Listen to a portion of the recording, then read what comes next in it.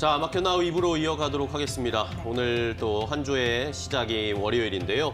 자, 크리스마스를 앞두고 있는 주간이죠. 지난주까지 우리 시장은 너무 어려운 상황에 계속 처해 있었는데 그래도 주말 사이에 좋은 소식들이 조금 들려왔습니다. SK하이닉스에 이어서 삼성전자도 결국에는 보조금 확정되는 소식이 들려왔고 여기에다가 또 미국에서 이 조선업에 관련된 조선업 강화법을 입법했다, 발의했다라는 소식이 들면서 조선주에도 좀 좋은 소식이 있었고 또 정영진 신세계 회장이 결국에 트럼프 당선인을 만났답니다. 여기에서 또 어떤 이야기 나올지 궁금했고 또 콘텐츠 관련된 종목들도 넷플릭스의 힘을 받아서 오늘 좋은 소식들이 연이어서 나오고 있는데 자, 지금까지는 좀 어려웠지만 크리스마스 얼마 남지 않았지만 조금이라도 저희 좀 크리스마스 분위기가 나는 시장이 펼쳐졌으면 좋겠습니다. 네, 뭐 주말 사이 여러 가지 분석 나온 걸 보니까 그래도 내년 상반기에 우리 시장 뭐 잘 갈 것이다, 수익률 낼 수 있는 장이 될 것이다라는 긍정적인 시그널이 나오는데 보시면 좋을 것 같고요. 어느 정도 정책의 불확실성이 완화되면서 이번 주는 보다 경제 펀더멘털에 집중하는 전략을 취할 수도 있다라는 증권사의 분석이 있으니까 참고해 보시면 될 것 같습니다. 네, 자 그럼 오늘 시장 모처럼 만에 또 상승으로 시작을 했는데 어떤 업종이나 종목, 이슈들이 시장을 움직이고 있을까요? 시장을 움직이는 이슈들 함께 체크해 보도록 하겠습니다. 자, 이슈 브리핑 오늘도 이 싱크풀을 통해서 확인을 해보도록 할 텐데요. 모처럼 만에 또 이렇게 상승하는 업종과 이슈, 테마들이 가득합니다. 빨간불이 많이 켜져 있어서 또 크리스마스 분위기가 약간 나는 것 같은 느낌도 듭니다. 자, 일단은 뭐 여러 가지 이슈들이 있는데 보시는 것처럼 일단은 여전히 정치 관련 테마주들은 시장에 관심을 많이 받고 있습니다. 정치적인 불확실성, 탄핵 정국에서 시장에서는 여전히 정치 관련 테마주들이 급변하고 급등, 급락을 나타내고 있기 때문에 이런 것에서 단기 차익을 얻으려는 그런 시도는 여전히 이어지고 있다는 것을 확인해 볼 수가 있겠죠. 정치인들의 이름이 여전히 보이고요. 자, 양자기술 관련된 테마도 여전히 살아있네요. 미국 시장에서는 양자기술 관련된 종목들이 계속 불을 뿜고 있습니다. 이것이 우리 시장에도 그대로 좀 영향을 받고 있고 뚜렷한 뭔가 확실한 모멘텀을 가지고 있는 양자기술주가 없긴 하지만 그래도 미국 쪽에서의 이런 양자기술 관련된 종목이 상승하니까 우리도 동반해서 연관된 테마주들이 움직이고 있습니다. 자, 이외에 우리 시장의 대표적인 업종 반도체, HBM 관련된 종목들도 오랜만에 상승세를 나타내고 있습니다. 지난 주말 사이에 삼성전자의 미국의 칩스법 보조금이 확정됐습니다. 이러면서 이런 불확실성을 좀 해소할 수 있다, 해소가 됐다라는 그런 심리 때문에 오랜만에 반도체 관련된 종목들, 삼성전자, SK하이닉스를 포함해서 동반해서 반도체 종목들이 반등세를 나타내고 있고요. 자, 이외에도 트럼프의 수혜주라고 할 수 있는 우주항공, 방산, 이런 종목들이 역시 전력설비, 이런 종목들이 업종들이 함께 상승세를 나타내고 있습니다. AI 소프트웨어나 자율주행, 통신장비도 역시 함께 상승세를 나타내고 있고요. 콘텐츠 관련된 종목들도 오랜만에 지난주부터 이제 넷플릭스발 여러 가지 이야기들이 나오고 있는데 오징어 게임 2뿐만 아니라 SBS도 넷플릭스에 엮이면서 함께 상승 탄력을 이어가고 있습니다. 자, 그리고 유통주가 오랜만에 상승과 검색의 상위 종목에 많이 올라와 있는데 자, 신세계 그룹주들이 동반해서 상승세를 나타내고 있습니다. 앞서 살짝 말씀드렸지만 정용진 신세계 회장이 미국에서 결국에는 트럼프 당선인을 만났다. 10분에서 15분 정도 대화를 나눴다고 하는데 어떤 이야기를 나누는지는 구체적으로 말해줄 수는 없다라고 이야기를 했습니다.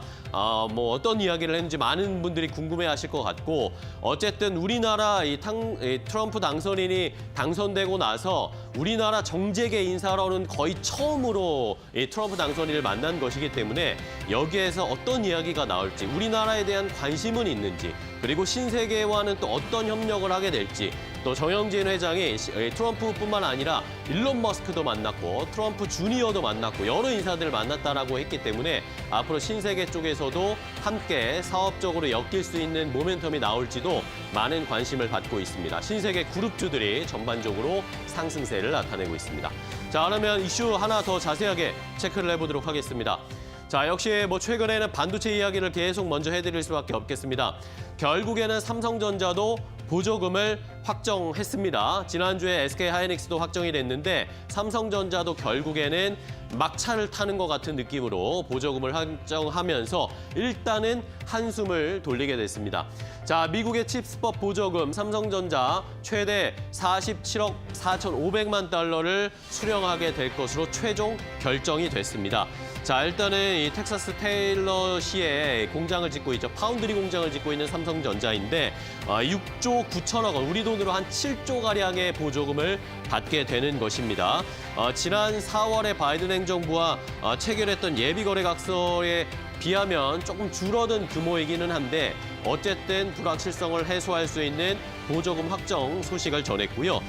이 미국의 대미 투자, 삼성전자의 미국에 투자하는 대미 투자 금액도 약간은 줄어들었습니다. 370억 달러를 투자할 것이다라고 밝혔는데 한 53조 6천억 원 정도입니다. 지난 4월에 예비 거래각서 때 투자하겠다라는 금액은 440억 달러였는데 한 60억 달러 정도가 줄어든 수치를 발표를 했습니다. 자, 이러다 보니까 결론적으로 보면은 투자 금액이 감액 규모가 16% 정도 줄어들었는데 보조금 감액 규모는 이거보다 더 컸습니다. 그러니까 투자를 줄인 것보다 보조금 감액이 더 컸기 때문에 자, 이것에 대해서도 이제 좀 계산을 하고 생각을 해봐야 되겠는데 과연 어떤 시장의 평가가 나올지 일단은 시장에서는 불확실성을 해소했다는 거에 주가가 반등세가 나타나고 있고요. 자, 여기에 더해서 지난주에도 브로드컴 이야기를 많이 해드렸잖아요. 그런데 브로드컴에서 삼성전자와 하이닉스에 HBM4를 공급해달라는 러브콜을 했다. 그런 소식이 전해졌습니다. 이런 것 때문에 오히려 주가가 오르고 있는 것은 아닌지 한번 생각은 해보셔야 되겠습니다. 자, 그러면 반도체 관련된 종목들 오늘은 어떻게 움직이고 있을까요? 함께 확인해 보시죠. 네, 오늘 삼성전자가 3거래일 만에 그리고 SK하이닉스가 4거래일 만에 반등세를 보여주고 있습니다. 삼성전자는 이틀 연속 외국인과 기관의 양매도가 나왔었는데 오늘 장 초반에 외국인이 41만 주 이상 매수하는 것으로 파악이 되고 있는 상황이고요. 보조금 받는다라는 소식, 이런 부분이 좀 반영이 되지 않았나라는 생각을 해보면서 SK하이닉스 역시 전거래일은 외국인과 기관의 동반 매도였는데 현재 장에서 외국인이 한 3만 2천여 주 정도 매수하고 있는 것으로 파악됐으니까 외국인의 매수가 들어오는 오전장 삼성전자, SK하이닉스의 움직임 보시면 도움이 되실 것 같습니다. 한미 반도체 같은 경우에 한 달 연속해서 그 기간의 매수에 좀 받쳐줬던 종목인데요. 오늘 그래도 반도체 관련주 중에 8% 이상 상승세를 좀 보여주고 있는 상황입니다. PSK홀딩스는 HBM용 장비를 공급하는 데 굉장히 중요한 역할을 합니다.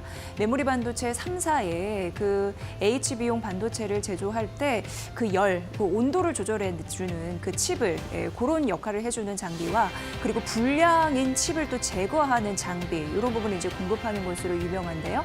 오늘 5.45% 상승세 보여주고 있는 상황이고 3거래일 만에 반등세에 나서주고 있습니다.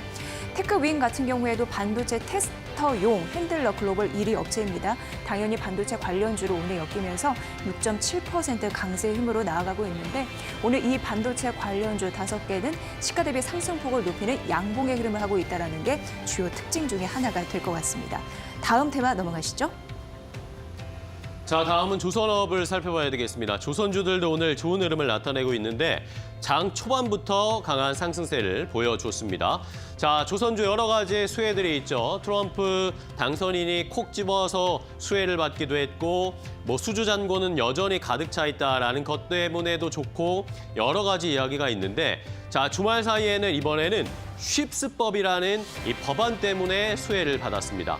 자, 미국 의회에서 이 조선업 강화법이라는 법을 초당적으로 발의를 했습니다. 자, 민주당이나 뭐 공화당 의원 상관없이 초당적으로 미국에서 여야에서 이 법을 발의를 했는데요. 정확한 명칭은 미국의 번영과 안보를 위한 조선업과 항만 시설법입니다. Ships for America Act라는 이 쉽스법이 발의가 된 것인데 말씀드린 것처럼 초당적으로 여야에서 함께 발의를 했습니다. 아무래도 지금 중국에서 만드는 배들이 워낙 바다에 많이 돌아다니고 있고 반면에 미국에서 제작한 배는 거의 없다시피 한 상황입니다. 이런 수적 열세. 그렇기 때문에 이제는 미국에서도 배를 만드는 것을 추진해야 된다. 이런 것을 위해서 이런 쉽스법을 발휘하게 된 것이고요. 그리고 미국에서 선박을 만드는 것을 늘리는 것과 더해서 이제 배를 수리해야 하잖아요. 배를 만약에 중국에서 수리를 한다 그러면은 세율을 200%나 매기는 그런 내용이 담겨져 있습니다. 그런데 동맹국에서 뭔가 수리를 하거나 이런 MRO 사업을 맡기게 되면 세율을 조금 줄여준다거나 아니면 면제해주는 그런 내용도 포함되어 있기 때문에 자연스럽게 우리나라에게 수혜가 될 수 있겠다라는 생각을 하실 수 있겠죠. 역시 하나오션이 가장 먼저 떠오르실 것이고 우리나라 조선업체들도 수혜를 받을 거다라는 해석들이 많이 나오고 있습니다.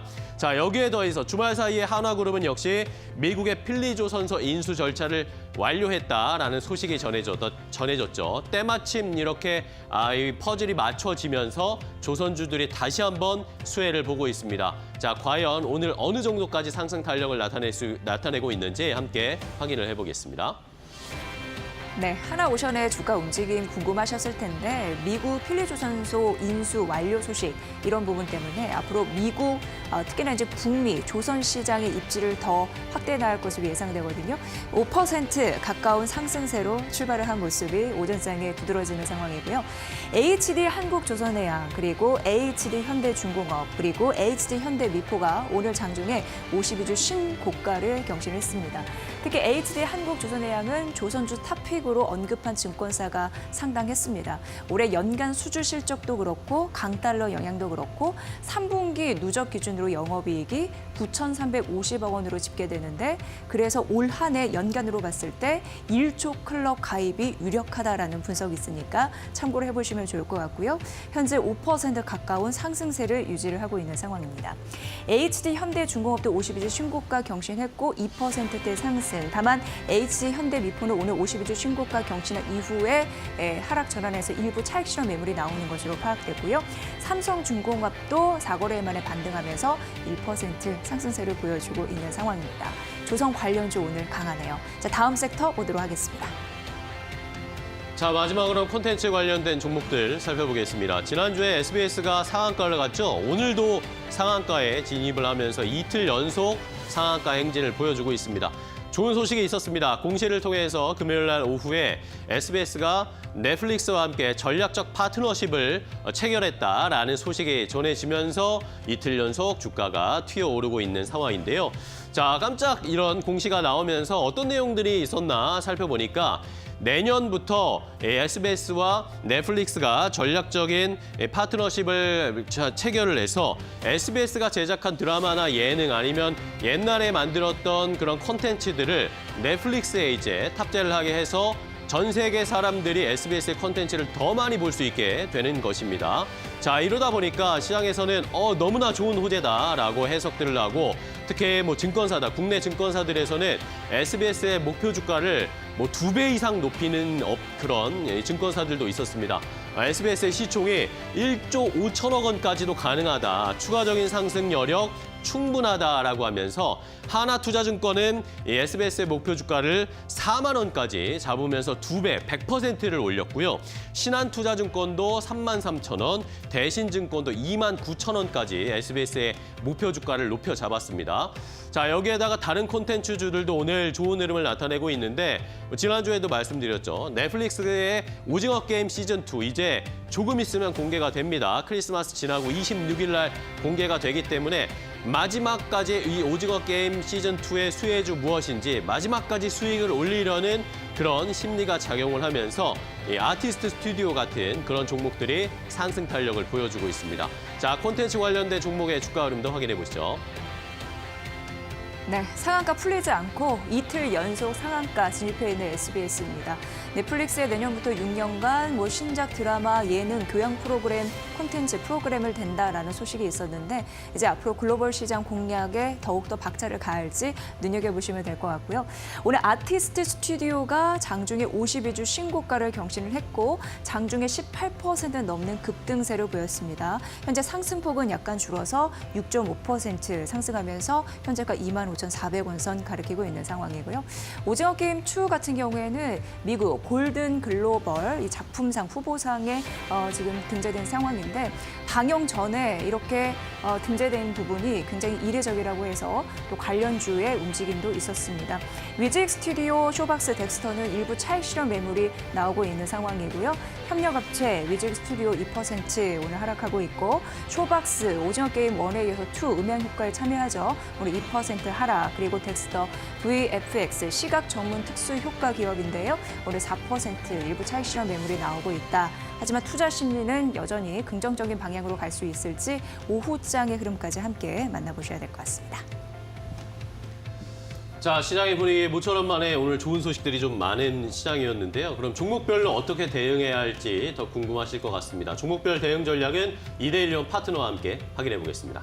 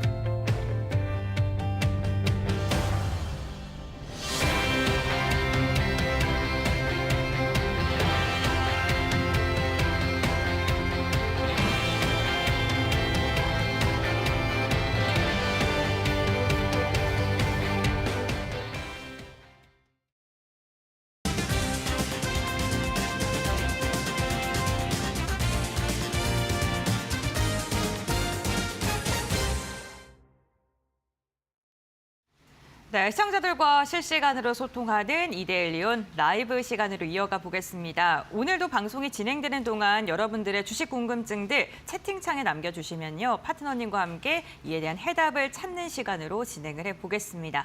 오늘 이 시간 이데일리온의 김태훈 파트너와 함께합니다. 안녕하십니까? 안녕하세요. 네, 반갑습니다. 우선 시장 상황부터 알아보도록 할 텐데요. 주말 사이 뉴욕 증시 괜찮았고요. 국내 증시도 1%가량의 상승력 나오고 있는 상황입니다. 시장 분위기 어떻게 보고 계실까요? 네, 미국하고 우리나라는 좀 차이가 있습니다. 미국은 어디까지나 이 큰 흐름 속에서 보면 기준금리 인하를 했고 또 인플레이션도 안정화되어 있는 상태이기 때문에 말 그대로 골디락스라는 그런 말 그대로 물가도 안정돼 있고 고용도 안정돼 있고 인플레이션 잡혀 있는 상태에서 성장을 하는 그런 장세를 나타내고 있습니다. 그리고 전반적으로 제롬 파월 의장이 내년도 기준금리 인하가 예상보다 적어질 수 있고 그런 매파적인 발언을 했는데도 불구하고 시장이 폭락으로부터 금세 다시 회복하는 모습은 미국 기업들의 펀더멘탈이 튼튼하다는 것을 보여주고 있는 것이죠. 거기에 비해서 우리나라의 상승은 어디까지나 낙폭이 과대한 것에 대한 저가 매수가 들어온다고 여러 번 말씀을 드렸습니다. 항상 연말이 되면 윈도우 드레시성 매수세가 들어오는데 연기금을 중심으로 해서 그 자신들이 투자한 펀드에서 낙폭이 큰 지수 관련 대형주를 중심으로 사들이면서 낙폭을 좀 줄이면서 즉 손실을 좀 줄이면서 그해 연말을 맞이하게 되죠. 그리고 이렇게 사들인 종목들은 대부분 다 다음 해 연초에 대부분 매물로 나오게 됩니다. 그렇기 때문에 이러한 그 우리나라 증시에서의 반등에 너무 기뻐하시면 좀 위험이 크다는 말씀을 좀 드리고 싶고요. 그 전반적으로 지금 마이크론 테크놀로지가 3분기 그 실적을 발표했는데 굉장히 안 좋습니다. 그것 때문에 우리나라 삼성전자나 또 SK 하이닉스도 나쁠 수 있다라는 말이 나왔었는데요. 거기에 비해서는 지금 연말이기 때문에 이들 종목들에 대해서 윈도우 드레이스성 매수세가 유입되고 있다는 부분을 분명히 기억하고 계셔야 되고 구글 알파벳이 양자칩을 갖고 양자 컴퓨터를 만들었다는 게 시장의 큰 이슈가 되고 있습니다. 이 부분은 올해 1년 동안 인공지능이 우리나라 그 미국 시장을 지배했고 또한 우리 시장을 지배했듯이 내년 시장에서 양자 컴퓨터가 미국 시장을 주도하는 그런 핵심적인 그 테마가 될 수 있다는 말을 드리고 싶고요. 그리고 미국 의회에서 이 미국 그 정부가 연방정부가 셧다운할 뻔했던 위기를 넘기는 그러한 부분이 있었습니다. 우리나라는 이제 거의 뉴스도 안 나오고 해서 넘어갔는데요. 실제로 그런 리스크가 있었는데 이에 대해서 미국 이 공화당 대통령인 트럼프의 말을 듣지 않고 공화당과 민주당 의회 의원들끼리 합의를 해서 이 위기를 넘겼습니다. 이게 내년 1월 달부터 시작하는 트럼프 정부의 이 2기 트럼프 정부가 심상치 않다는, 쉽지 않을 거라는 말씀을 좀 드리고 싶고요. 이제 미국은 280조 원이 넘는 돈이 트럼프가 당선되고 나서 근 한 달 동안 미국에 투자되면서 들어온 돈입니다. 여기에 비해서 우리나라는 빠져나가고 있는 돈이고요. 이러한 부분을 그 차이를 알고 계셔야 하는 것이죠. 네, 알겠습니다. 미증시에 대해서는 골디락스에 대한 이야기해 주시면서 추세적으로 굉장히 긍정적이다라는 말씀해 주셨는데 그렇다면 국내 증시 오늘 반등하고 있습니다만 그래도 아직은 좀 불안하다라고 봐야 될까요? 진짜 불안하죠. 왜냐하면 네. 우리나라는 지금 보시면 아시겠지만 정치적으로 굉장히 불안합니다. 그렇기 때문에 이러한 불확실성이 결국은 우리나라 펀더멘탈을 위험하게 만들고 있고, 또 이것이 지금 프랑스가 정치적인 분열이라는 이유로 그 국제 신용평가사들로부터 이 국가 신용 등급을 강등을 당했습니다. 이 똑같은 일이 내년 상반기 중에, 특히 1분기 중에 일어날 수 있는 것이죠. 1분기 중에 윤석열에 대한 탄핵 심판이 헌재에서 그 심판 결과 나오지 않으면 우리나라 국가 신용 등급도 강등당할 위험이 있습니다. 최근 들어서 외국인 투자가들이 우리나라 증시에서 계속 순매도를 보이면서 자금을 빼갖고 원달러 환율이 1,450원대를 넘어가는 모습을 보였는데요. 내년 상반기 중에 1,500원 원달러 환율을 볼 가능성이 큽니다. 그렇게 되면 전반적으로 수입 물가가 오르기 때문에 우리나라는 인플레이션 리스크가 높아지는 것이 되죠. 하지만 다른 한편으로는 특히 올 연말에 1,450원대 내지는 1,450원 이상에서 원달러 환율이 끝날 경우 대부분 우리나라 수출 기업들은 환차익을 볼 수 있게 됩니다. 그에 따라서 전반적으로 실적들이 좋아 보이는 착시 현상이 발생하죠. 그래서 4분기 실적들이 꽤 괜찮을 수 있습니다. 하지만 이게 내년까지 이어지면서 진짜로 실적이 좋아지느냐, 이 부분은 좀 신중하게 보셔야 될 필요가 있고요.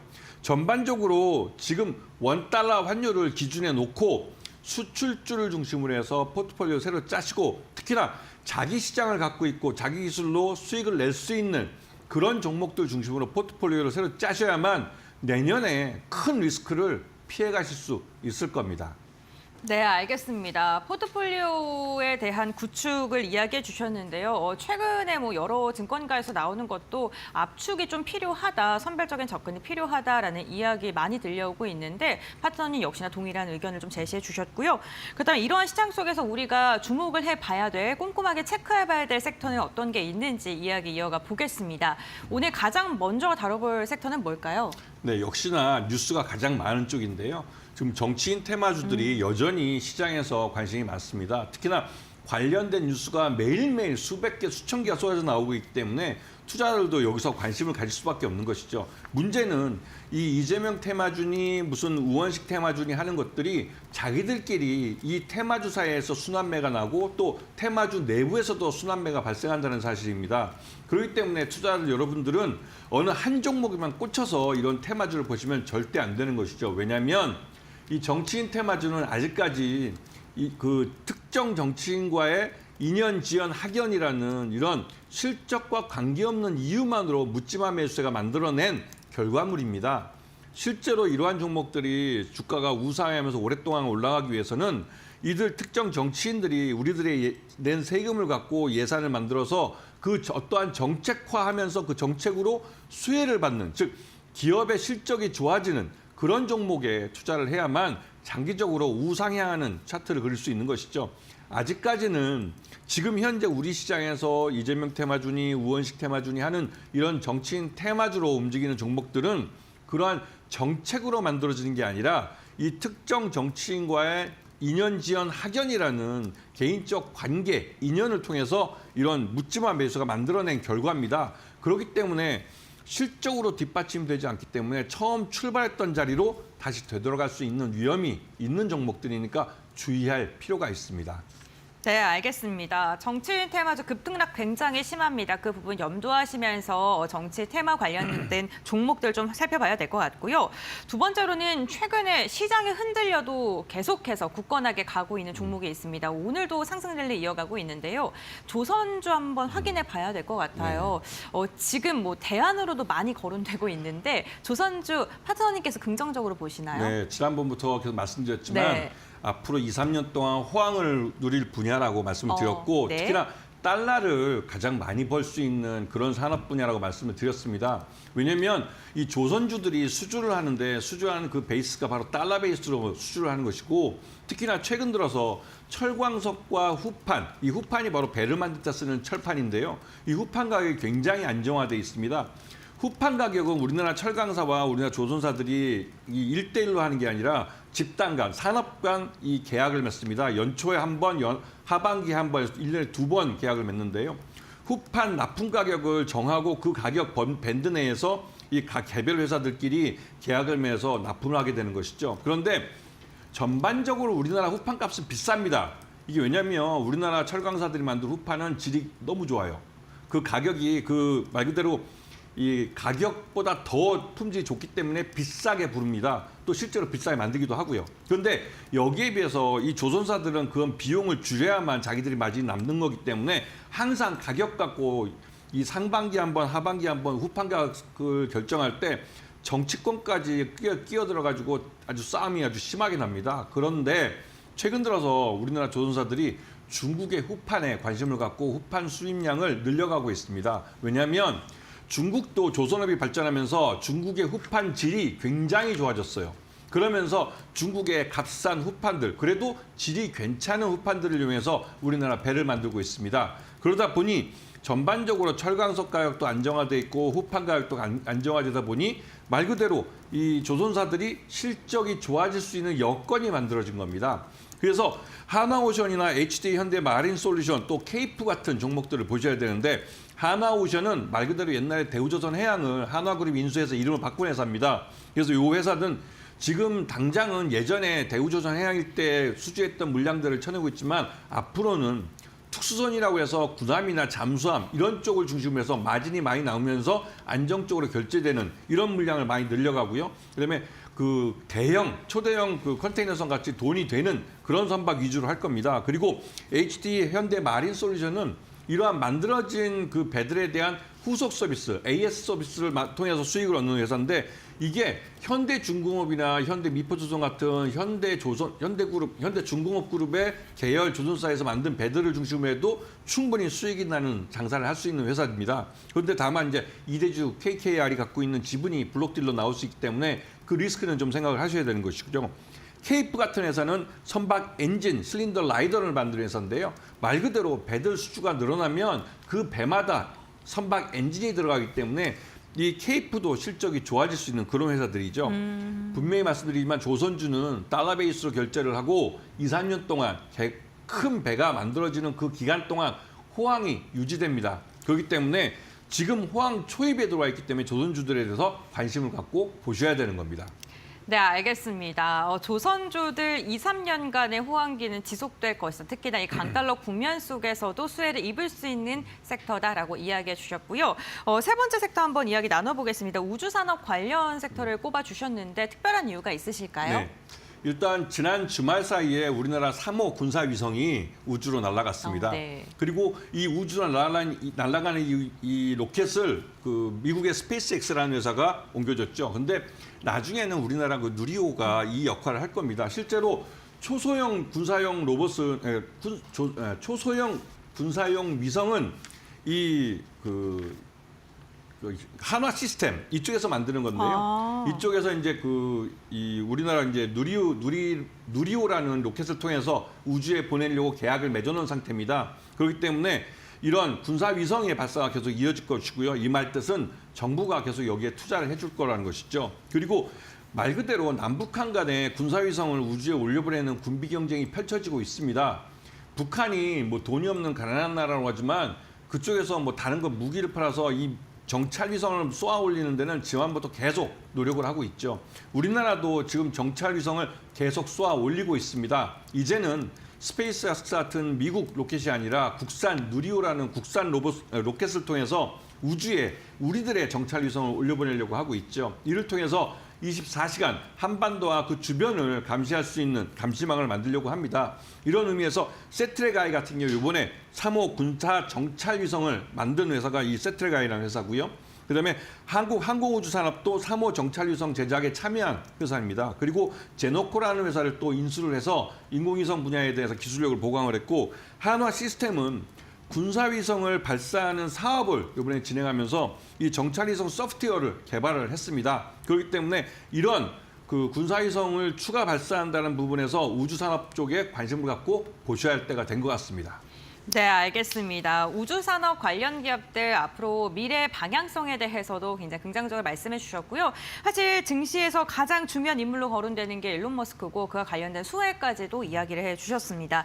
이렇게 오늘 특징적인 섹터와 앞으로 눈여겨봐야 될 업종군들에 대해서 이야기를 나눠봤고요. 그렇다면 우리가 이러한 시장 속에서도 좀 눈여겨봐야 될 종목은 어떤 게 있는지 공략주 알아보는 시간으로 이어가 볼 텐데요. 오늘의 공략주는 뭐로 선정을 하셨을까요? 어떤 역시나 종목일까요? 이제 하나오션이 있죠. 하나오션이요, 네. 우리나라 3대 조선소 하면 네. 현대중공업, 그다음에 옛날 대우조선이죠. 그리고 삼성중공업이 있습니다. 그런데 최근 들어서 삼성중공업은 이상하게 죽을 쓰고 있어요. 삼성중공업의 최대주는 또 이 삼성전자면서 삼성물산이기도 합니다. 그런데 이 하나오션 같은 경우는 하나그룹에 인수되고 나서 하나그룹에서 이 조선업을 굉장히 투자를 많이 하고 키우고 있습니다. 그래서 하나오션이 인수되고 나서 하나엔진도 인수하면서 이쪽 분야에 대한 투자를 굉장히 늘리면서 하나오션의 이 수익 구조도 바뀌고 있습니다. 특히나 이 특수선이라고 있는 군함이나 잠수함 위주로 사업 구조를 바꾸고 있고요. 초대형 컨테이너선과 LNG선 같이 돈이 되는 사업 쪽에 투자를 집중하고 있습니다. 그러다 보니 이 회사가 또 하나 엔진을 또 인수하면서 시너지도 기대할 수 있고, 또 원달러 환율이 지금 계속 올라주고 있다는 부분이 이 조선업종에서는 수익이 날 수 있는 가능성이 굉장히 높아진 상황이죠. 그런 의미에서 하나오션은 향후에 거의 한 10조 원 규모 되는 우리나라 국산 잠수함 이 프로젝트에서도 이 현대중공업과 경쟁을 하긴 하지만 거기 수주를 할 가능성이 있고요.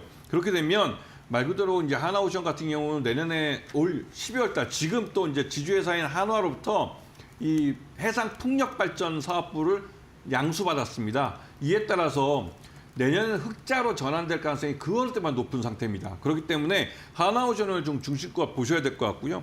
일단은 매수가는 한 33,000원. 그런데 오늘 올라버려서 이게 참 또 한 발 늦은 게 아닐까라는 좀 아쉬움이 남는데요. 그래도 손절가는 3만 원을 잡고요. 그다음에 목표가는 4만 원을 단기적으로 보지만 내년에 1분기 때 흑자로 전환할 경우에는 이 목표가가 더 올라갈 수 있다는 부분을 기억하고 계셔야 됩니다. 네, 알겠습니다. 오늘의 공략주는 한화오션입니다. 최근에 조선 관련된 산업분들에 대해서 굉장히 긍정적인 코멘트 달아주고 계신데요. 그와 관련된 종목 한화오션 가격 전략까지 제시해 주셨으니까요. 참고해 보시면 좋을 것 같습니다. 오늘 도움 말씀 주신 파트너님과는 여기서 마무리하겠습니다. 고맙습니다. 감사합니다.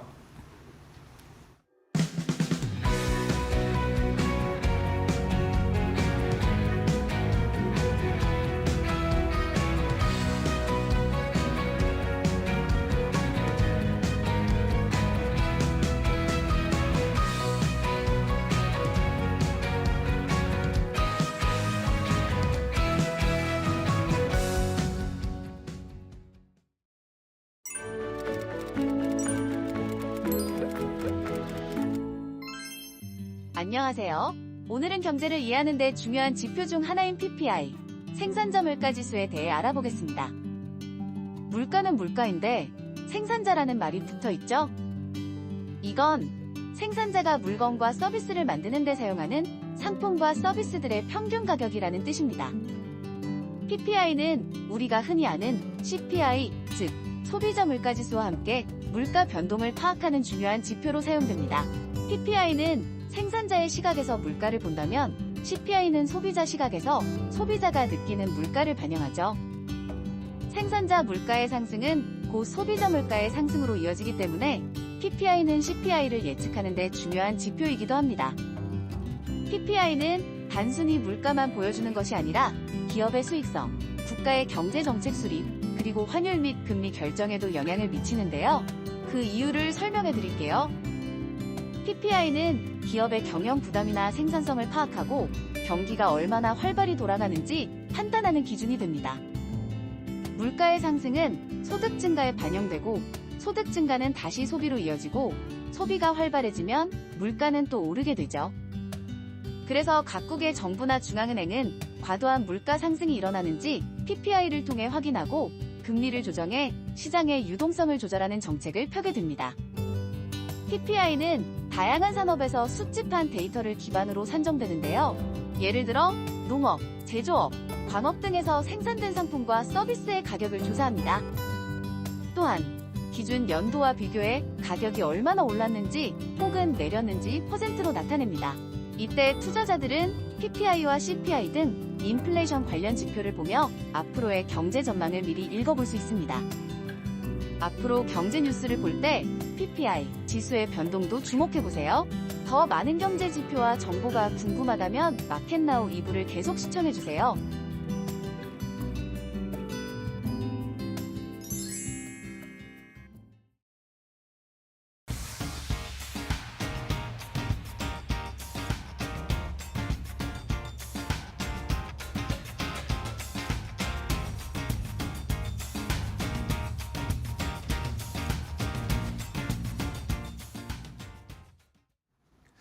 자, 이데일리 TV 인사이트로 이어가도록 하겠습니다. 오늘 우리 시장 모처럼 만에 외국인 기관이 양매수를 하면서 규모는 크지 않지만 양매수를 하면서 양시장이 1% 넘게 상승세를 나타내고 있고요. 자, 지난주에 중국 쪽의 시장의 흐름 보면서 오늘 중국 쪽의 개장 상황도 살펴보도록 하겠습니다. 지난주에 중국 상해종합지수나 홍콩 항생지수 모두 약보합권 수준에서 마감을 했는데 최근에 중국 시장은 박스권에 갇혀 있는 모습이잖아요. 지난주에는 약보합권 수준으로 마감을 했고 오늘 출발 상황은 중국 상해종합지수도 역시 약보합권 수준, 소폭 하락하면서 큰 변동이 없이 출발을 한 상황이고 홍콩 항생지수는 그래도 조금 상승 탄력을 나타내면서 출발을 하고 있는 모습입니다. 자, 우리 시장 모처럼 만에 좀 힘을 내고 있는데 조금 더 자세하게 반도체 쪽의 이야기를 더 자세하게 나눠보도록 하겠습니다. 자, 오늘은 타키온 뉴스의 조우진 대표와 이야기를 나누겠습니다. 안녕하세요, 대표님. 예, 안녕하세요. 네, 반갑습니다. 네. 자, 오늘 조우진 대표님이랑 제가 처음으로 방송을 하네요. 예. 늘 뵙지만. 네, 그렇습니다. 예. 자, 오늘은 또 어떤 이야기를 해주실지 지난주에 주말 사이에 삼성전자, SK하이닉스 보조금 결국에 확정됐다 이런 이야기도 있었지만 예, 예. 그런 것에 비하면 주가도 여전히 못 가고 있고 예. 반도체에 대한 우려감도 여전히 너무나 많은 상황이에요. 그런데 지난 얼마 전에 또 삼성생명이 삼성전자 지분을 줄였다라는 공시가 또 올라왔습니다. 예, 예. 그 배경을 설명드리면 이제 네. 삼성전자의 이제 최대 주주는 삼성생명입니다. 그래서 그쵸. 삼성그룹의 전체 거버넌스를 보면은 그 이재용 회장 일가 쪽에서 그 삼성생명을 지배하고 그쵸. 삼성생명을 거쳐서 삼성전자를 지배하는 구조였고 그쵸. 예전엔 이건희 회장이 계실 때는 이건희 회장이 삼성생명의 이제 20% 지분을 갖고 있었어요. 그래서 삼성생명을 거쳐서 삼성전자를 지배하는 구조였는데 어쨌건 아까 말씀드린 그 얼개는 이제 깨지지 않고 있습니다. 네. 그래서 삼성생명이 삼성전자에 대한 지분을 사는지 팔았는지 이것 되게 중요하게 여기죠. 왜냐하면 단일 주주로서는 최대 주주이고 동시에 당연히 이제 그 같은 계열사이기 때문에 삼성전자 내부 상황을 다른 사람보다 다른 기관보다 더 자세하고 정확하게 알 것이다. 그쵸. 라는 전제에서 이제 삼성생명이 삼성전자 지분을 되게 중요한데 두 가지로 이제 삼성생명, 삼성전자 지분을 갖고 있습니다. 하나 뭐냐면 삼성생명의 자기 자본을 네네. 갖고 이거 일반 계정으로 표시됩니다. 자기 자본을 갖고 삼성전자를 갖다 지분을 갖고 있는 게 있고 다른 것은 뭐냐면 오늘 말씀드린 특별 계정. 특별 계정 뭐냐면 특별 계정? 예, 삼성생명이 이제 보험회사이니까 네. 고객들이 맡긴 변액보험. 고객들이 가입한 변액보험을 갖고 외부에 투자를 해야 돼요. 변액보험 그쵸. 특성상. 그 보험액이 꽤 크기 때문에 이걸 갖고 삼성전자도 사고 삼성 그 전기도 사고 이렇게 투자를 하거든요. 네. 이제 거기에 따라서 이제 공시를 하게 되는데 이번에 이제 공시를 보시면 이게 그래프에 나오고 있지만 삼성생명이 삼성전자 주가의 오르락내락과 무관하게 네. 비교적에서 팔았다는 것을 알 수 있고 이번에 공시한 내역을 보면은 한 50억 정도 지분을 갖다가 매도했다는 것을 알 수 있습니다. 그렇다면 삼성생명 설명은 여전히 삼성전자에서 향후 전망이 부정적이다 이렇게 볼 수 있다. 그러면 우리는 삼성전자에 대해서 동일하게 우리가 생각한 것보다 삼성전자가 아직은 주가가 반등할 시기가 아닌가 보다라고 이제 판단하는데 중요한 자료로 이제 삼성생명의 공시를 볼 수가 있습니다. 네. 자, 말씀해 주신 것처럼 삼성생명이 이제 투자를 하는데 두 계정, 일반 계정이 있고 특별 계정 말씀해 주신 것처럼 이제 보험사니까 이 고객들이 지불한 이 보험금, 변액보험에 이 자금을 가지고 투자를 하는데 그 특별 계정에서 삼성전자 지분을 좀 팔았다. 예, 50억 원 정도를 팔았다라는 겁니다. 뭐 살짝 말씀을 해주셨지만 그러면 이제 궁금한 게 자연스럽게 왜 팔았을까? 포트를 줄인 건가? 삼성전자의 말씀해 주신 것처럼 어쨌든 내부의 사정을 잘 아니까 안 좋으니까 축소를 한 것인가? 이런 생각을 할 수 있거든요. 뭐 안 좋은 시그널이라고 저희가 해석해야겠죠. 그렇죠. 안 좋은 시그널이고 예를 들면 삼성 바이오로직스 같은 경우는 삼성생명이 지분을 늘리기도 해요. 근데 전자 같은 경우는 계속 지분을 줄였다는 거는 삼성전자에 대한 우리가 판단하는 두 가지 요인인데, 그러니까 삼성전자 주가를 결정한 두 가지 요인인데 하나는 무엇이냐면 당연히 엔비디아에다가 납품을 하느냐. 그렇죠. 그것이 되게 중요한데 삼성생명 역시 삼성전자 이번에 주분을 줄였다는 거는 엔비디아 납품이 여전히 어렵다라는 것을 간접적으로 이제 확인했다라고 볼 수가 있고, 그리고 이제 저 자세히 말씀드리면 엔비디아에서 고가 H칩, H100이나 B100에 대해서 짝이 되는 HBM3를 갖다 납품을 실패했다는 것이지, 엔비디아에도 중저가형 칩이 있어요. 그 H20이라고. 그런 데는 이제 납품할 수 있어요. 거기에 짝이 되는 HBM 납품할 수 있는데, 아까 말씀드린 H100이나 B100은 도매로 살 때, 그걸 갖다 도매로 살 때 개당 3만 달러. 지금 가격 4,500만 원이고 이걸 하나하나 낱개로 팔면 1억 원이에요. 여기에 고가 H칩에 삼성전자가 HBM3를 납품하느냐를 갖다가 계속 지난 1년 반 동안 계속 관건이었는데, 삼성생명이 역시 삼성전자의 고가 엔비디아 칩에 대한 납품은 여전히 실패했다라고 이제 본다는 것으로 우리가 생각할 수 있습니다. 그리고 이 부분은 제가 뭐 몇 차례 말씀드렸지만 사실 두 가지 요인 때문에 올해 힘들었다라고 제가 말씀을 드리고, 심지어 사실 내년도 사실은 힘들다고 보는 것이 맞다라는 것이 이제 제 분석입니다. 이게 또 하나 있고, 두 번째 삼성전자 주가 결정 또 다른 요인이 있는데 그게 뭐냐면은 보통 레가시 디램이라고 말하는, 그러니까 레가시 디램이라는 게 되게 고상한 표현인데, 그러니까 HBM 말고 그냥 일반 디램이라고 보시면 됩니다. 일반 메모리인데 일반 메모리는 잘 팔릴 거냐 이런 관점에서도 사실 중요한데, 이런 관점도 사실은 지금 부정적이다라는 걸 갖다 삼성생명이 그런 것을 대외적으로 표방했다라고 볼 수가 있습니다. 네. 자, 뭐 일단은 뭐 규모가 뭐 액수 자체가 크진 않지만 어쨌든 삼성생명 같은 계열사 내부에서도 삼성전자의 지분을 줄였다는 것 자체가 일단은 시그널 상으로 뭐 우리 개인 투자자들 입장에서는 좋지 않은 시그널인 상황이고, 자, 그렇다면은 결국에는 말씀해 주신 거 HBM을 일단 엔비디아 쪽에 퀄 테스트를 통과해야 되는 게 무조건 1순위고 다음으로 또 메모리 쪽에서도 중국의 따라오는 속도를 좀 벗어나야 되는 상황인데 둘 다 쉽지 않다. 자, 근데 그래도 어쨌든 삼성전자가 지난 뭐 10월 말이었나요? 컨퍼런스 콜 할 때 맞습니다. 뭐 의미 있는 뭐 이 고객사의 퀄 테스트에 유의미한 진전이 있었다. 뭐 이런 이야기도 했고, 또 그 뒤로 얼마 지나지 않아서 또 젠슨왕 엔비디아 CEO도 뭐 삼성전자 어쨌든 뭐 추진하고 있다. 그렇죠. 빠르게 하고 있다라고 언급은 하지 않았습니까? 맞습니다. 그래서 사실은 그 지금 말씀하신 그 삼성전자의 IR의 컨퍼런스 콜에서 그 담당 부사장 정확하게 그 얘기를 했어요. 그러니까 주요한 고객사와 유의미한 퀄 테스트가 진전됐다. 그래서 그날 이제 삼성전자 주가 올라가고, 그 경쟁사인, 왜냐면 하나의 어떤 파일을 갖고 누가 하나 납품을 많이 하면 누가 하나 납품 줄 수밖에 없는 구조이기 때문에, 그러니까 그날 삼성전자 주가 올라갔고 사이니스 주가 내려갔어요. 근데 저는 시종일관 말씀드렸던 게 뭐냐면은 사실 현실적으로 어렵다. 그러니까 납품은 현실적으로 어렵다고 뭐 시간이 그때 이제 몇 번 말씀드렸긴 했는데, 거기도 제가 예전에 다 말씀드렸으니까 시간이 좀 많지 않으니까 그 부분은 넘어가고, 현실적으로 어렵다는 것은 분명한 사실인데, 그러니까 그때 사실이니까 일종의 삼성전자에서 좀 약간 고객을 갖다가 이렇게 좀 어떻게 보면 현혹했다고 볼 수도 있고, 어떻게 보면 약간 거짓으로 정보를 흘렸다고 볼 수도 있는, 그게 UBS 그 증권 애널리스트가 야 니네 HBM 어떻게 돼 있냐라고 물어봤더니 거기에 대한 답변을 한 거예요.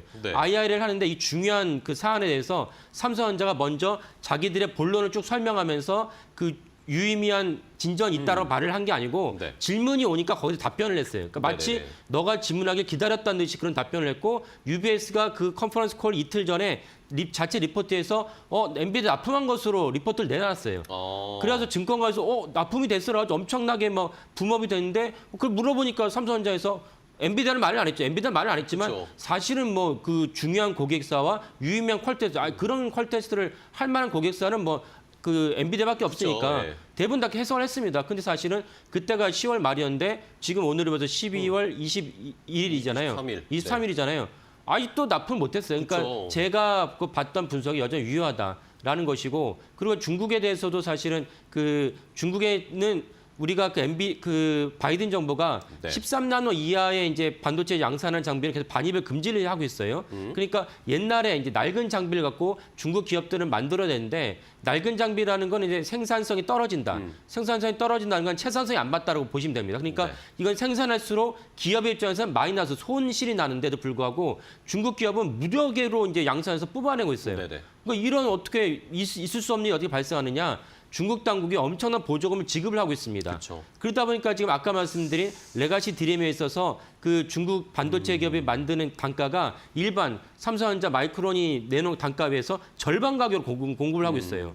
그러니까 사실 그 여파가 저는 지난주 마이크론이 3분기, 그러니까 1분기 실적은 네, 좋았지만 실적. 가이던스 안 줘서 장외에서 폭락했잖아요. 17% 폭락을 했는데 그 여파가 저는 이제 중국 여파라고 봅니다. 왜냐하면 그 마이크론도 역시 HBM을 엔비디아 납품을 하고 있거든요. 네. 그러니까 저는 그 여파라고 보고 그렇다면 삼성전자 역시 그 여파에서 벗어날 수 없다.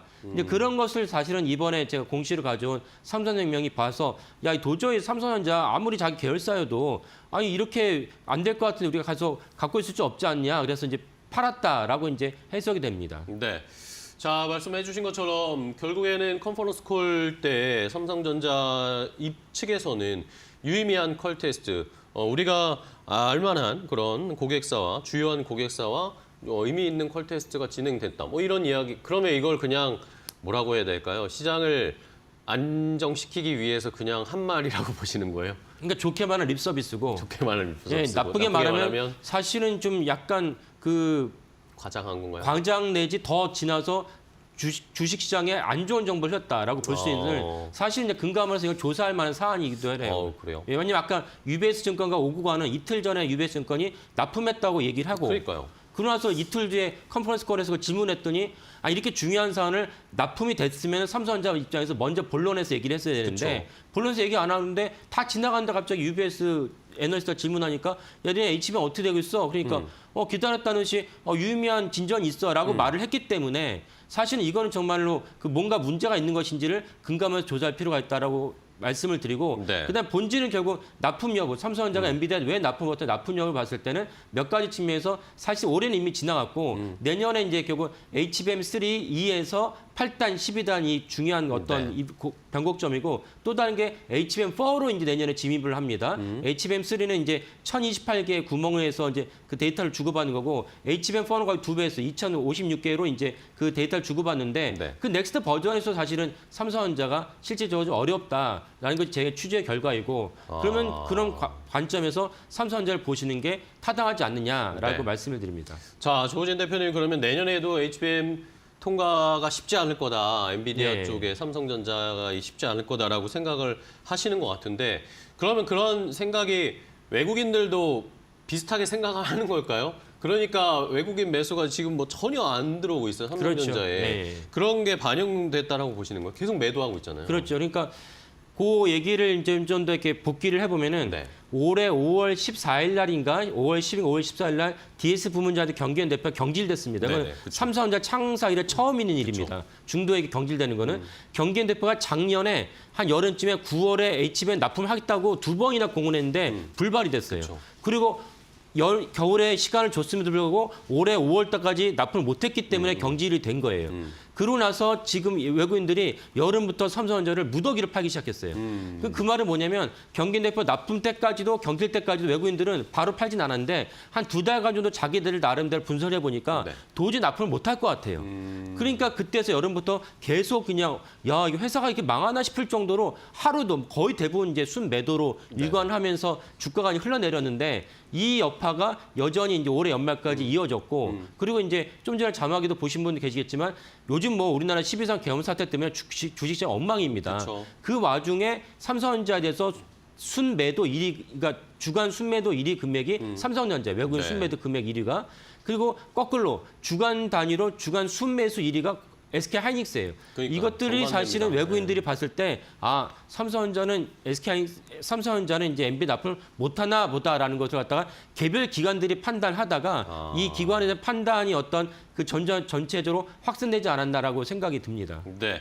자, 그러면은 일단은 뭐 HBM 자체에서도 삼성전자랑 SK하이닉스가 극명하게 반대로 놓여져 있는 상황이고 자사주 매입해도 그때만 반짝했지 뭐 주가 다시 다 흘러내렸고. 그렇죠.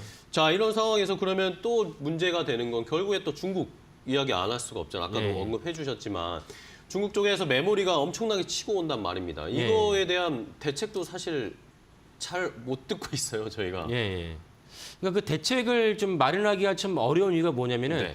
일단은 아까 말씀드린 누구나 뭐 세계에서 반도체를 좀 알만한 사람들은 중국 당국의 엄청난 보조금 때문이라는 걸 알고 있어요. 그 그쵸, 그쵸. 보조금을 갖다가 정부에서 개입했다는 건 WTO 위반인데 그쵸. 그거를 갖다가 우리나라는 물론이가 미국조차도 야 중국 보고 야 니네 WTO 위반이자 얘기한들 시진핑 당국이 그걸 갖다가 영향을 받을 것이냐. 그렇죠. 그 영향을 받지 않는 국가라는 쳐다도 안 거죠. 보겠죠. 예, 그러니까 사실은 우리가 대책을 마련하기 어렵고 근데 두 번째 또 다른 중요한 게 있는데 뭐냐면 지난주 이제 마이크론이 실적 발표해서 우리나라도 주가가 떨어진 그날 어떤 보도가 나왔냐면 네. 창신 반도체 그러니까 창신 메모리 CXMT인데 CXMT가 그러니까 그 범용 디램에서 중요한 게 DDR4가 있고 DDR5가 있는데 창신 반도체는 능력이 안 되니까 DDR4만 양산했었는데 지금 화면에 나오는 게 창신 반도체의 DDR5를 갖다가 그러니까요, 넣은 이 킹뱅크 그다음에 글로웨이라는 중국 메모리 기업 또 다른 메모리 기업입니다. 근데 모듈을 판매하는 기업인데 이 모듈을 판매하는 기업의 온라인에 설명서 봤더니 창신 메모리의 DDR5를 우리가 사용해서 이걸 만들었다고 얘기를 해버렸어요. 그렇죠. 그렇다면 이들이 거짓말하지 않았다면 이 저는 그래서 그 시장 충격을 되게 크게 받았다 봅니다. 그러면 이 기술적으로 한 4년 내지 5년 정도 뒤쳐졌다 보는 중국 당국이 이번에 만약에 DDR5를 만들었다 본다면 이 간격이 한 2년으로 확 쫓아온 줄어들었습니다. 거죠. 예. 그러면 아니 그렇지 않아도 DDR4의 가격이 아까 말씀드린 1달러에 팔던 거를 중국 기업들은 50센트, 500 반값에 팔아요. 파는데, 예. 그러면 사실 DDR5도 가격이 폭락할 수밖에 없기 그렇죠. 때문에 이거는 삼성전자에게는 엄청난 위기다. 이 위기를 이제 어떻게 헤쳐나가야 되는 것이 삼성전자 수뇌부의 고민이라 하겠습니다. 네. 자, 어쨌든 뭐 이런 뭐 해결책은 결국에는 HBM, 엔비디아 퀄 테스트 통과를 하든 DDR5나 그 다음 버전에 더 빠른 연구 개발이 필요하든 이런 상황인데 아직 뭐 구체적인 이 시그널들을 저희가 듣지를 못하고 있는 상황이고 그나마 뭐 뭐라고 해야 될까요? 돌파고 해야 될까요? 한 줄기의 빛이라고 해야 될까요? 주말 사이에 뭐 요즘에 브로드컴이 워낙 주가가 잘 가니까 그런데 브로드컴이 삼성전자, SK하이닉스의 HBM 공급 좀 받고 싶다. 그런 코멘트가 나왔다고 하더라고요. 네. 여기에서 삼성전자가 뭔가 돌파가 될 수 있을까요? 그렇죠. 그러니까 사실은 이제 그 시총을 보면은 이제 그 엔비디아가 시총 1위까지 갔다가 최근에는 엔비디아 주가 많이 떨어져서 네네. 애플이 다 시총 1위가 됐는데 그래도 엔비디아가 시총이 3.2조 달러 정도 됩니다. 네네. 근데 브로드컴이 지난주에 처음으로 1조 달러 1조 달러 돌파하면서 넘었죠. 예. 전 세계 시총 9위로 됐죠. 그러니까 브로드컴과 엔비디아 사이는 시총에 보면 3분의 1이다. 3분의 1일지라도 설령 삼성전자가 엔비디아 납품 못할지라도 브로드컴이라도 납품을 하게 된다면 그러니까. 그나마 그 막힌 데서 뭔가 이렇게 숨통이 트일 만한 털이 뚫리는 거죠. 예, 중요한 어떤 그 계기가 될 수 있다라고 볼 수가 있습니다. 네네. 그리고 사실 브로드컴이 그런 HBM 필요한 건 맞아요. 그쵸. 맞는데 그러면 다른 기업들, 예를 들어 마이크론이라든지 SK하이닉스는 하이닉스나. 브로드컴을 그냥 내버려 둘 것이냐. 그쵸. 야 우리는 이제 엔비 납품하니까 야 삼성전자는 브로드컴 가지라 그래. 기업사에서 그게 가능한 일이냐. 아니죠. 예. 그럼 불가능한 일이죠. 네. 있을 수 없는 일이죠. 다 그러니까 파일을 먹어야죠. 예. 그렇죠. 그러니까 사실은 SK하이닉스가 야 브로드컴 찾아와서 야 HBM에 누가 1등인데 삼성 아니야 우리야. 야 우리 거 가져가라고 당연히 얘기할 수 있는 네. 것이고 그래서 이것이 또한 중요한 어떤 삼성전자의 주가 매출에 중요한 어떤 그 정보이자 새겨 보셔야 될 그 일이다 이렇게 말씀드리겠습니다. 네. 자, 뭐 보도에 나오는 뭐 또 기사들을 찾아보니까 뭐 SK하이닉스는 이미 뭐 이런 브로드컴의 요청이 나오니까 내년에 바로 생산해서 맞춰줄 수 있는 그런 지금 작업을 하고 있다라는 예. 소식도 들리더라고요. 뭐 엔비디아뿐만 아니라 엔비디아도 지금 넘쳐 있는 상황인데 빠르게 대응해서 좀 브로드컴으로도 공급하겠다라는 그런 계획을 세우고 있다는데 삼성은 어떨지 좀 지켜봐야 되겠습니다. 그러면 자연스럽게 뭐 SK하이닉스 이야기로 넘어가 볼까요? 예. SK하이닉스는 그나마 어쨌든 HBM에서 뭐 어쨌든 경쟁력을 가지고 있기 때문에 견조하게 잘 버티고 있는 상황입니다. 근데 또 최근에 캐피탈 그룹이 예. SK하이닉스의 또 대주주로 다시 복귀를 했다고요? 예.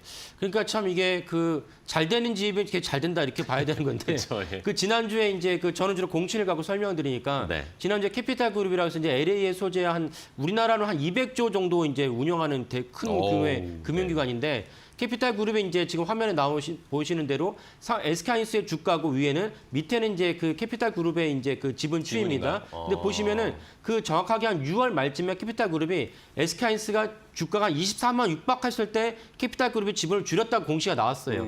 저는 그때 그걸 보고서 아니 더 갈 텐데 저는 그 시점에서는 더 간다고 봤었어요. 네네. SK하이닉스 주가가. 근데 여름이 지나면서 지금 차트를 위에 빠졌어요. 보시면 예. 되지만 SK하이닉스가 빠졌어요. 15만 원대까지 2번이나 빠졌습니다. 그래서 저는 야, 그 저보다는 캐피탈 그룹이 훨씬 분석을 잘했구나라고 볼 수도 있는데 딱 고점에 판 건가요? 예, 캐피탈 그룹은? 그거 너무 대단합니다. 네. 근데 지난주에 어떤 공시가 나왔냐? 다시 캐피탈 그룹이 5% 미만이었으로 주분을 줄였다가 우리나라는 이제 금감원의 공시 규정이 뭐냐면은 5%가 넘으면 다 대주주입니다. 그렇죠. 그러면 대주주가 되면은 공시 의무가 발생을 해요. 그쵸. 그래가지고 지난주에 캐피탈 그룹이 우리 다시 신규 대주주가 됐어라고 공시를 했습니다. 그것이 차트상에 보면 이제 아래쪽에 이제 초록색이 이제 캐피탈 그룹의 지분 추인데 지분율인데. 거기 다시 이제 올라갑니다. 올라오고 있네요. 그 말은 무엇이냐면은 SK하이닉스에 대한 지분을 투자했다고 해서 SK하이닉스의 매출과 주가에 대해서 캐피탈 그룹은 앞으로 최소 6개월 정도는 더 긍정적이다. 이거는 사실은 SK하이닉스에도 되게 긍정적인 뉴스고 그쵸. 우리나라 증시에도 아까도 말씀드렸지만 완전히 망가지지 않았습니까? 그쵸. 망가지지 않았는데 여기에 대해서 그 캐피탈 그룹의 중요한 어떤 큰 손이 과감하게 SK하이닉스에다가 지분을 넣었다는 것은 지금 제가 계산해보니까 한 1,000억 가까이 넣었더라고요. 오. 1,000억을 넣었다는 것은 이런 어떤 큰 그룹은 나중에 5% 10% 바라보고 넣을 수가 없습니다. 그쵸. 그리고 캐피탈 그룹이 처음에 지분을 투자했을 때만 해도 우리나라 환율이 달러당 원화 환율이 한 1,400원이었는데 지난주에 1,450원까지 그쵸. 안 하지 않습니까?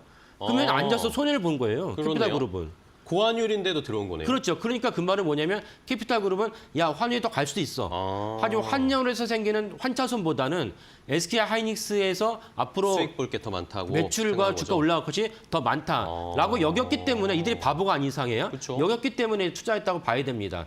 그렇다면 이제 캐피탈 그룹의 어떤 그 시각을 우리가 가져온다면 그 이거는 다 공개된 정보니까 공시니까요. 그쵸. 가져온다면 사실은 이제 그 캐피탈 그룹의 그 이런 스탠스를 갖고 우리가 활용을 해서 나중에 그 SK하이닉스에 대한 시각을 우리도 긍정적으로 바꿔야 된다라고 볼 수가 있습니다. 네.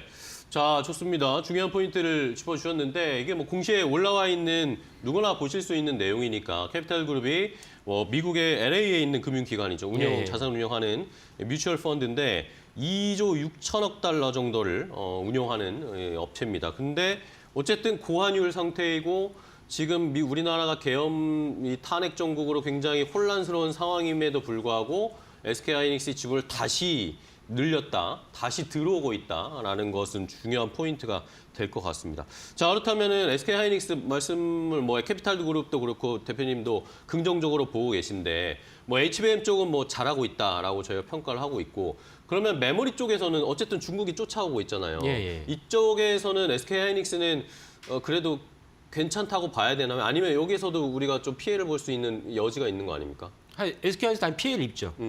피해를 입는데 지금 이제 SK하이닉스가 원래 IR에서 발표를 했고, 네. 근데 최근에 다올투자증권도 이제 확인을 했는데 뭐냐면 SK하이닉스가 3분기에서 전체 네. D램에서 3분기에서 이제 HBM이 차지한 비중이 30%에서 30% 3분기였다가 4분기에 40%로 순조롭게 옮겨가고 있다.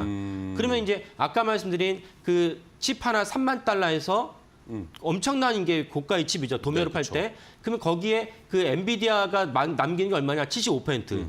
그러면 SK하이닉스는 이제 NCND 인정도 하죠, 부인도 안 하지만 SK하이닉스 엔비디아에다 칩을 HBM 넘길 때 얼마의 마진을 챙기느냐? 50%. 그러면 아까 말씀드린 30% 전체 D램에서 30%를 HBM 차지하고 있었는데 4분기에 40%로 가고 내년에 더 비중 높이겠죠. 그쵸. 그러면 SK하이닉스 입장에서는 중국에서 저가칩으로 공세를 할지라도 사실 저가칩은 우리는 이제 점점 물량을 축소하고 고가의 칩 HBM을 갖다가 비중을 늘리면은 SK하이닉스 입장에서는 나쁠 것도 없고 그쵸. 그리고 사실은 거기에 대해서 마진도 줄지 않는. 저는 그래서 이제 많은 증권사들이 내년에 SK하이닉스의 영업이익 40조로 보는데 저는 한 45조 정도로 봅니다. 더 보신다고? 예, 왜냐면 이제 그 아무래도 증권사들은 보수적으로 봐야 되는 거고 저는 내년에 결국 엔비디아에 대한 비율랑 연결되는 건데 엔비디아 잡음이 있었지만 다시 잡음이 이제 해소되면서 주가 올라오고 있습니다. 그러면 여전히 H백에서 B백으로 잘 순조롭게 되고 그 내년에 설령 그 브로드컴이 있긴 하지만 저는 브로드컴을 경쟁사로 보지 않고 엔비디아 경쟁사로 보지 않고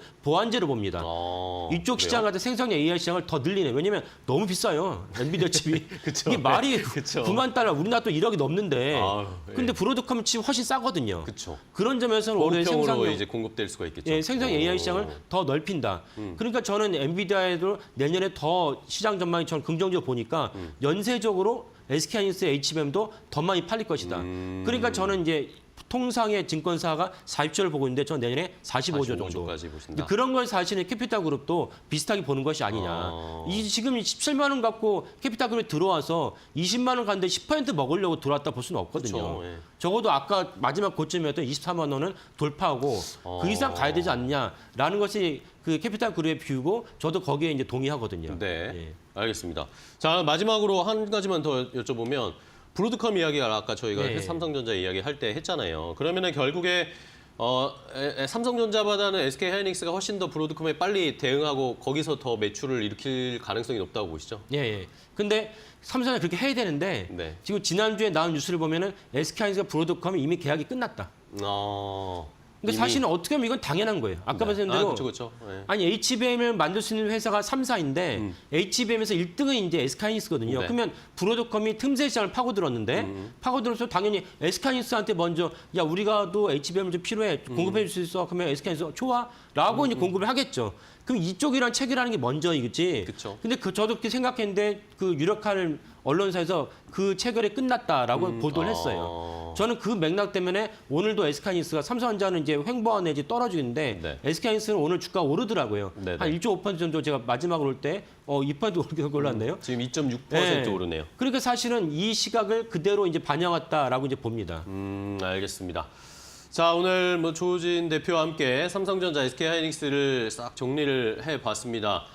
이야기를 듣고 외국인들의 이런 수급이나 이 돈의 흐름만 봐도 지금 앞으로 내년에 HBM 시장이 어떻게 될지 삼성전자, SK하이닉스의 현재 상황이 어떤지가 그대로 드러나는 것 같아요. 조우진 대표님이 오늘 자세하게 해석을 해주셨는데 오늘 여기까지 좀 이야기를 나누겠습니다. 오늘 좋은 인사이트 주셔서 감사하고요.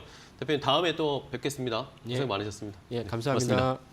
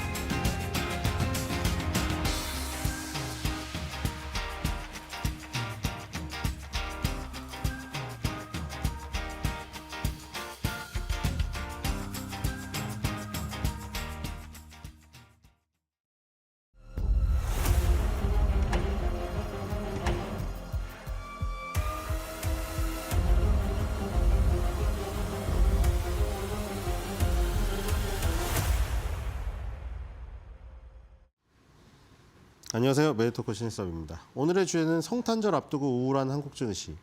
기쁘다 구주 오셨네가 아니라 기쁘다 조선 오셨네.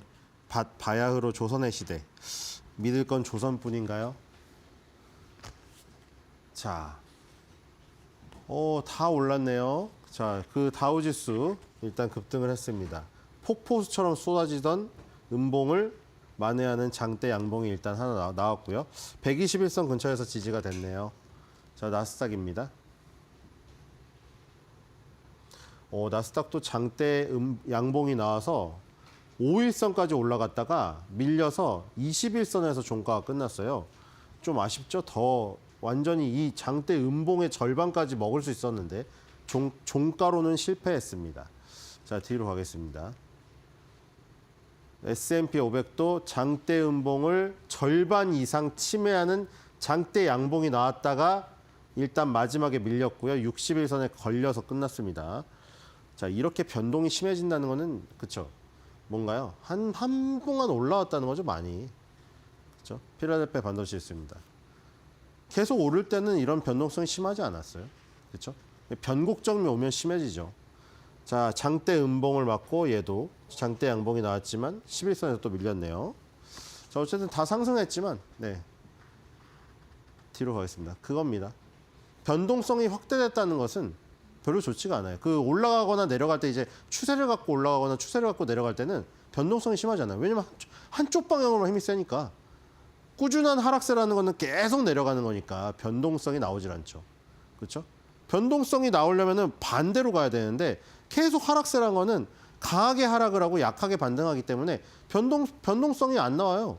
올라가는 것도 마찬가지죠. 계속 강하게 올라가고 약하게 내리는데 거기서 변동성이 확대가 안 되잖아요. 변동성이 확대가 되려면은 상승세였다가 급격히 급전직하라던가 하락세였다가 급등을 하던가 이래야 되죠. 지금 굉장히 변동성이 심해지고 있다는 것은 변곡점이라는 것이죠. 자, 독일 닥스도 마찬가지죠. 거의 다 되돌렸습니다. 지금 원갭이 나왔는데 투갭으로 지금 날렸고요. 또 밑에서는 쭉 끌어올리는 장중 변동성이 굉장히 확대된 모습들이 전 세계 증시에서 나타나고 있죠. 자, 뒤로 가겠습니다. 이거는 그동안 평상시에 그냥 지금까지 2024년도 꾸준히 그냥 올라왔던 흐름, 평탄한 흐름과는 조금 다른 요동치는 흐름이겠죠. 자, 브라질은 한 밑으로 확 쳐내렸다가 지금 뭐 반등을 했지만 반등 세기가 상당히 약합니다. 그렇죠? 이게 하락세이기 때문이죠. 뒤로 가겠습니다. 자, 그 인도도 결국에는 갭 하락이 나와가지고 밑바닥으로 다시 2024년도 11월 달 저점 테스트를 지금 가려고 하고 있고요. 역시 지금 약한 증시들은 밑으로 가는 힘이 더 강하죠. 제가 뒤로 가겠습니다.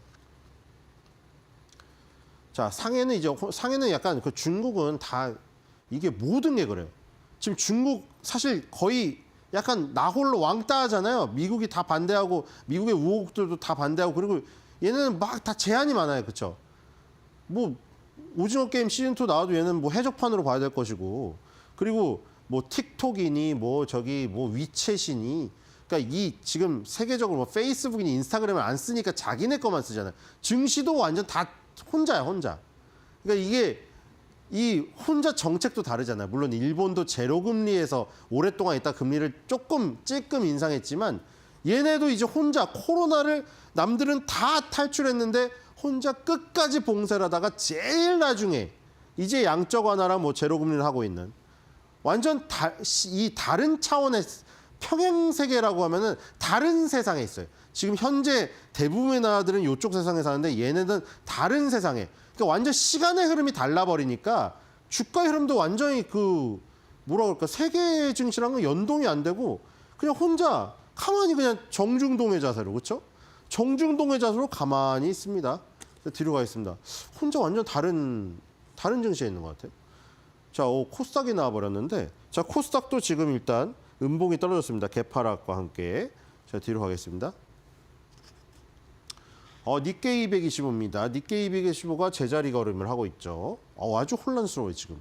그쵸? 눈이 아플 정도로 음봉, 양봉이 계속 번갈아가면서 나오고 있죠. 자, 뒤로 가겠습니다. 방향성이 없다는 거죠, 저것도.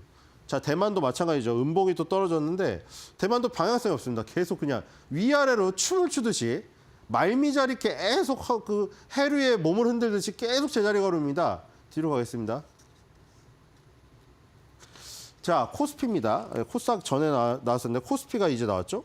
자, 이것도 저점 테스트를 또 다시 가게 생겼습니다. 아쉽죠. 그렇죠? 여기서 이제 올라가려고 해도 힘이 너무 부족해요.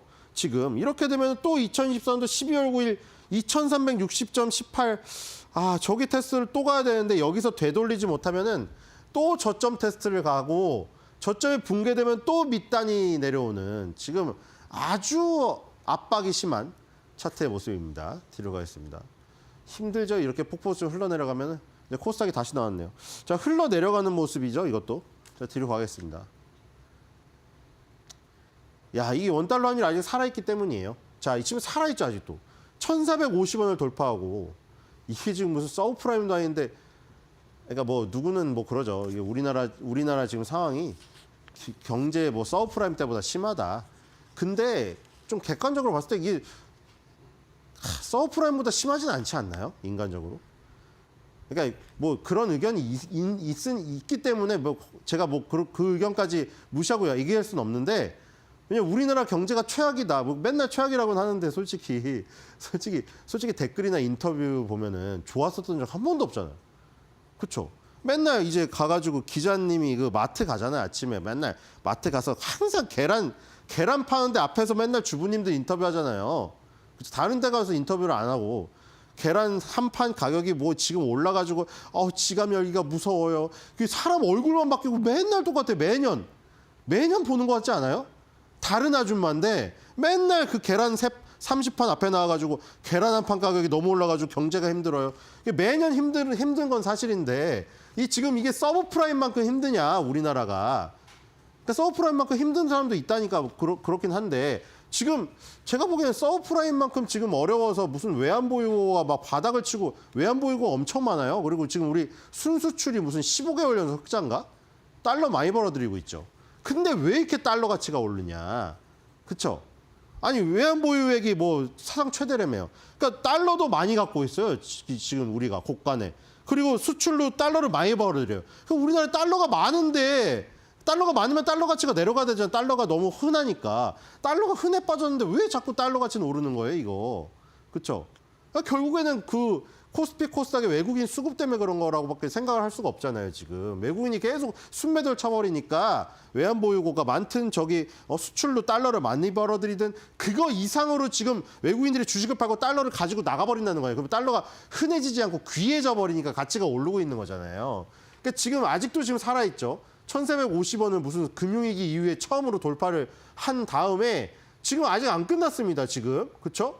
이 원달러 환율이 지금 장대양 윗꼬리를 달고 밀리고 있어가지고 코스피가 조금 반등을 했지만 얘가 다시 한번 또 1450원 돌파해서 치솟아 버리면은 또 코스피는 또 1230 저점 테스트 또 가야 돼요. 그리고 여기 고점 돌파해버리면 그것도 저점 돌파하는 것이고 지금 아직도 딱 봐도 기세가 살아있잖아요. 이게 딱 느낌이죠. 불길이 살아있는 느낌이잖아요. 이게 막. 그죠? 불길이 확 꺼지려면 이게 막 음봉이 차가운 빙하 같은 음봉이 확 고드름처럼 떨어져야 되잖아요. 그런 모습이 안 보이죠, 지금. 아직도 지금 활활 타오르고 있는 것 같아요. 자, 이렇게 막 고드름이 떨어지는 이런 차가운 모습, 이런 모습이 나와야 지금 코스피가 산다고요, 지금. 이 불길이 아직도 활활 타오르고 있는, 불씨가 아직도 살아있습니다. 아직도 도깨비 눈처럼 정말 시뻘겋죠, 이거. 그쵸? 아직도 모른다. 자, 뒤로 가겠습니다. 자, 유가는 다시 지금 하락을 하고 있습니다. 유가는 제자리에 걸음. 자, 이것까지 불타오르면 큰일 납니다. 계속 말했는데. 자, 뒤로 가겠습니다. 이거 고유가 감당 못해요. 지금 우리 고유가에다가 고환율까지 와버리면 2배로 와버리는 거예요. 우리가 원유를 수입하는데 달러로 수입하는데 이게 큰일 나죠. 자, 결국엔 그래서 외국인의 매수세가 들어와야 된다는 건데 이게 뭐 60억 사갖고 되겠습니까, 이게? 지금 이게 단위가 이 금액 단위로 여기다 했잖아요. 이거 수량 단위로 하면 수량으로 나오고 금액에 표시면 금액으로 나오죠. 이게 100만 원 단위인데 H테스트 대부분 비슷할 거예요. 100만, 1000만, 억, 10억이잖아요. 60억 갖고 이거 안 되죠. 60억. 이거 60억 어디다가 갖다 붙입니까, 지금. 이 코스닥 규모가 훨씬 작은 코스닥조차 260억인데 거래소 이거 60억은 이건 껌도 아닙니다. 껌도 안 돼. 지금 개인은 660억 또 팔고 있죠. 자, 뒤로 가겠습니다. 외국인 매수세가 지금 안 들어와요. 개인이 660억 파는 건 좋은데 그 전에 산 걸 보세요. 1조 5천억을 샀어요. 1조 5천억 사놓고 지금 600억 정도 파는 거야. 이거 뭐 기술적으로 매도지 이게 무슨 전환의 매도가 아니잖아요, 지금. 그쵸? 이 8,180억을 팔아놓고 60억을 사고 있다. 야, 이거 뚫었죠, 결국? 제가 그때 12월 20일 날 초반에 속도 보고 이거 얘기했잖아요. 2024년도 11월 29일 기록 깰 가능성이 높다고 했는데 깨버렸죠? 11월 29일 날 7,480억 팔았는데 8,180억 팔았습니다. 저 외국인 매도가 달러를 갖고 나가니까 저만큼 달러 가치가 올라간 거예요, 지금. 그렇죠? 뒤로 가겠습니다. 외국인 매수가 나오고 있으나 너무 쥐꼬리만 하다. 자, 지금 뉴욕 증시 반등한 건데 엔비디아가 가장 많이 반등했네요. 테슬라가 반대로 빠지고. 뒤로 가겠습니다. 자, 일본은 다 골고루 올랐는데 리크루트 홀딩스 요거 계속 눈에 띄죠, 이거 지금. 시가총액 상위 10에서 계속 많이 오르는 거. 일본은 저기가 좋다는 게요. 채용 시장이. 뒤로 가겠습니다. 리크루팅이 많이 이루어지니까. 자, 특징 중입니다. 노보노디스크 보겠어요. 노보노디스크가 요즘에 많이 빠지거든요. 이번 달에 20.41 빠져서 이게 지금 월봉인데 20개월 선마저 깨졌습니다. 자, 20개월 선 깨진 지가 언제죠? 자, 2019년 여기 보세요. 2019년 20개월 선을 올라온 뒤에 한 번도 안 깼죠. 여기서도 지지받았고. 몇 년이에요? 6년 만에 깨졌죠. 의미가 크죠, 지금? 6년 만에 20개월 선을 깼습니다. 노보노디스크도 이제 약발이 일단 저기 단기적으로 단명된 거예요. 끝난 거예요. 지금 비만 치료제가 아무리 지금 다시 많이 팔린다고 하더라도 이렇게 훼손이 돼버렸고 지금 거래량도 다 수반이 돼버렸죠. 이렇게. 거래량까지 동반한 장대 음봉이 나와버렸기 때문에 이 주력 세력은 일단 이탈된 거예요. 5년간의 상승이었어, 그동안. 5년 동안 주기적으로 상승하다가 여기서도 보시면 알 수 있죠. 한 방향으로 갈 때는 변동성이 그렇게 심하지가 않아요. 한 방향으로 추세가 이어지니까. 근데 갑자기 해서 변동성이 심화되잖아요, 막. 그렇죠? 양봉, 음봉 이렇게 막 치고박잖아요. 이런 게 별로 없었죠.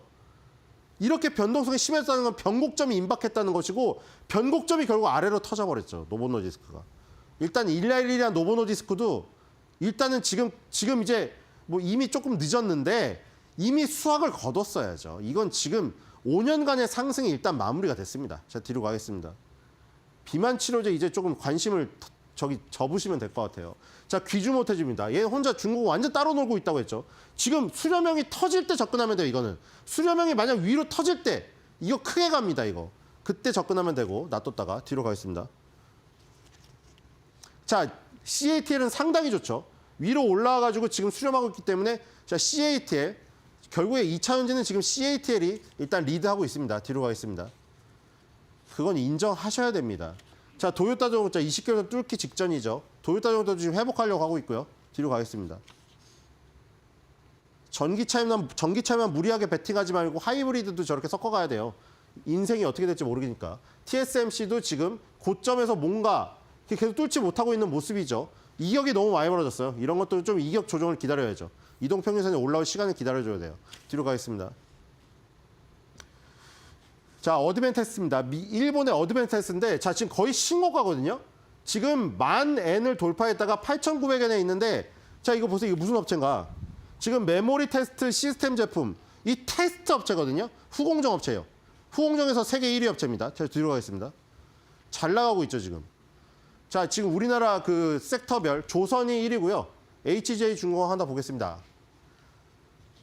조선이 지금 이 섹터로도 1위고 HJ중공업은 한진중공업홀딩스로부터 인적 분할로 설립돼서 HJ중공업으로 된 거고요. 규모는 좀 적은데 자, 지금 굉장히 거래량이 동반되면서 이번 달에 48.41% 올랐습니다. 좀 변동성이 심해요. HD그룹보다는 변동성이 심하다는 것을 감안하고 대응하시기 바라고요. 자, 뒤로 가겠습니다. 오늘 HBN 관련주도 좋죠. HBN 관련주가 좋은데 이 두 개 미디어 스포츠 행사는 넷플릭스로 엮인 거고 저 방송주가 별로 펀더멘탈이 안 좋아서 그냥 일시적으로 보고 HBM이 지금 많이 오르고 있는데 YC가 1등이죠. 9.64. 자, YC도 후공정 업체입니다. 자, 두 개 엮여 있어요. 자, 일본의 어드밴테스트 오늘도 오르고 있고 지금 거의 신고가 수준이죠. YC도 같이 후공정을 합니다. 자, 뒤로 가겠습니다. 근데 둘 다 HBM 후공정이에요. 자, YC 20개월 선에 도착하자 여기서 이제 반등 나오고 있죠. 여기서 노려볼만 합니다, 지금. 이 이삭죽기예요, 지금. 이 지금 바이오, 방산, 뭐 조선도 이미 수익 엄청나게 나신 분들은 저거 갖다 죽으면 돼요, 지금. 자, 여기서 이런 데서 물리면 안 되는 거죠. 지금 기다렸다가 이런 데서 사면 되는 것이죠. 지금 이제 와서. 자, 메모리 테스트 검사 장비인데 자, 어드밴 테스트랑 YC랑 둘 다 HBM 검사 장비 만드는 업체고, 자, 뒤로 마지막 장 가볼까요? 자, 5월 달에 현대차에서 박준영 연구원이 제목을 이렇게 냈어요. YC 232140 뭐라고 했죠? 한국의 어드밴티스트. 자, 이게 지금 HBM이 굉장히 많이 필요하다 보니까 많이 만드니까 후공정 장비도 중요해졌어요. 왜냐하면 D램은 이렇게 한 장인데 HBM은 D램을 여러 장 쌓다 보니 우리 동전도 마찬가지예요. 동전 여러 번 쌓다 보면 어떻게 피사 스타트업처럼 무너지죠. 비스켓 여러 장 쌓으면 어떻게 돼요? 비스켓이 울퉁불퉁하니까 쌓는 게 우리 저기 토핑 먹다 보면은 불안정하잖아요. 그러니까 검사 수율을 잡아내는 게 검사를 해서 양품을 구별하는 게 중요하단 말이에요. 거기서 가장 어려운 테스트가 하이 스피드 테스트입니다. 버닌, 핫콜드, 하이 스피드가 있는데 하이 스피드 테스트를 만들 수 있는 업체는 현재까지 일본 어드밴테스트가 유일하죠. 그러니까 일본에서 저게 왜 잘 나오고 있는지 아시겠죠, 지금? 어드밴테스트가 HBM 중에서 지금 HBM 테스트 중에서 하이 스피드 기능을 넣은 HBM 테스트를 세계에서 유일하게 만드니까 HBM 인공지능 데이터 센터 관련주로 저렇게 급등하는 거예요. 일본이 이 반도체를 잃은 게 반도체 세트를 잃었다는 거지 소부장은 아직도 세계 최고입니다. 근데 YC만 유일하게 하이 스피드 기능을 포함한 테스터를 만들 수 있는 업체로 지금 거론이 돼서 여기서 유의한 업체로 바꿨습니다. 그래서 제목을 한국의 어드밴테스트로 바꾼 거죠.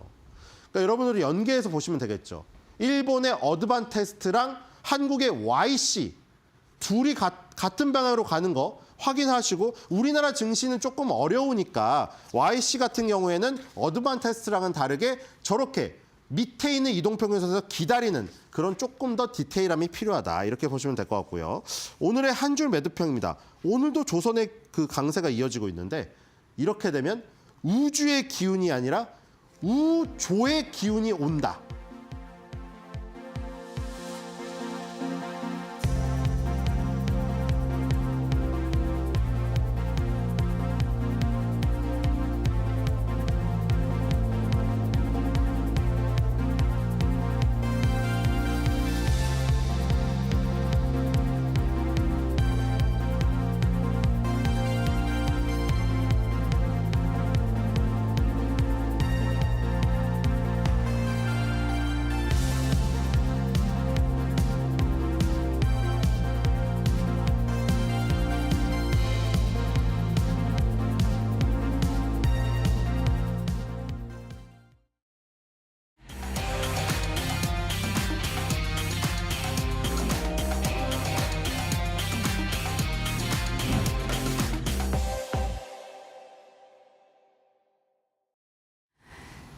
대담한 대담 시작을 하겠습니다.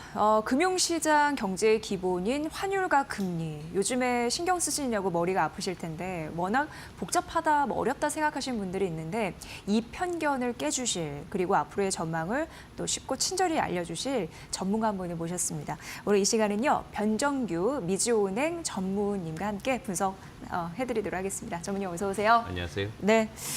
요즘 계속 문의가 많이 들어올 것 같습니다. 달러 강세 기조가 심화되면서 국내 어떻게 보면 여러 가지 자산들의 값어치가 또 떨어지는 흐름들. 그리고 최근 환율이 보면은 1,450원 선을 넘어섰는데 또 굉장히 오랜만에 이 수치를 보셨을 것 같기도 하고.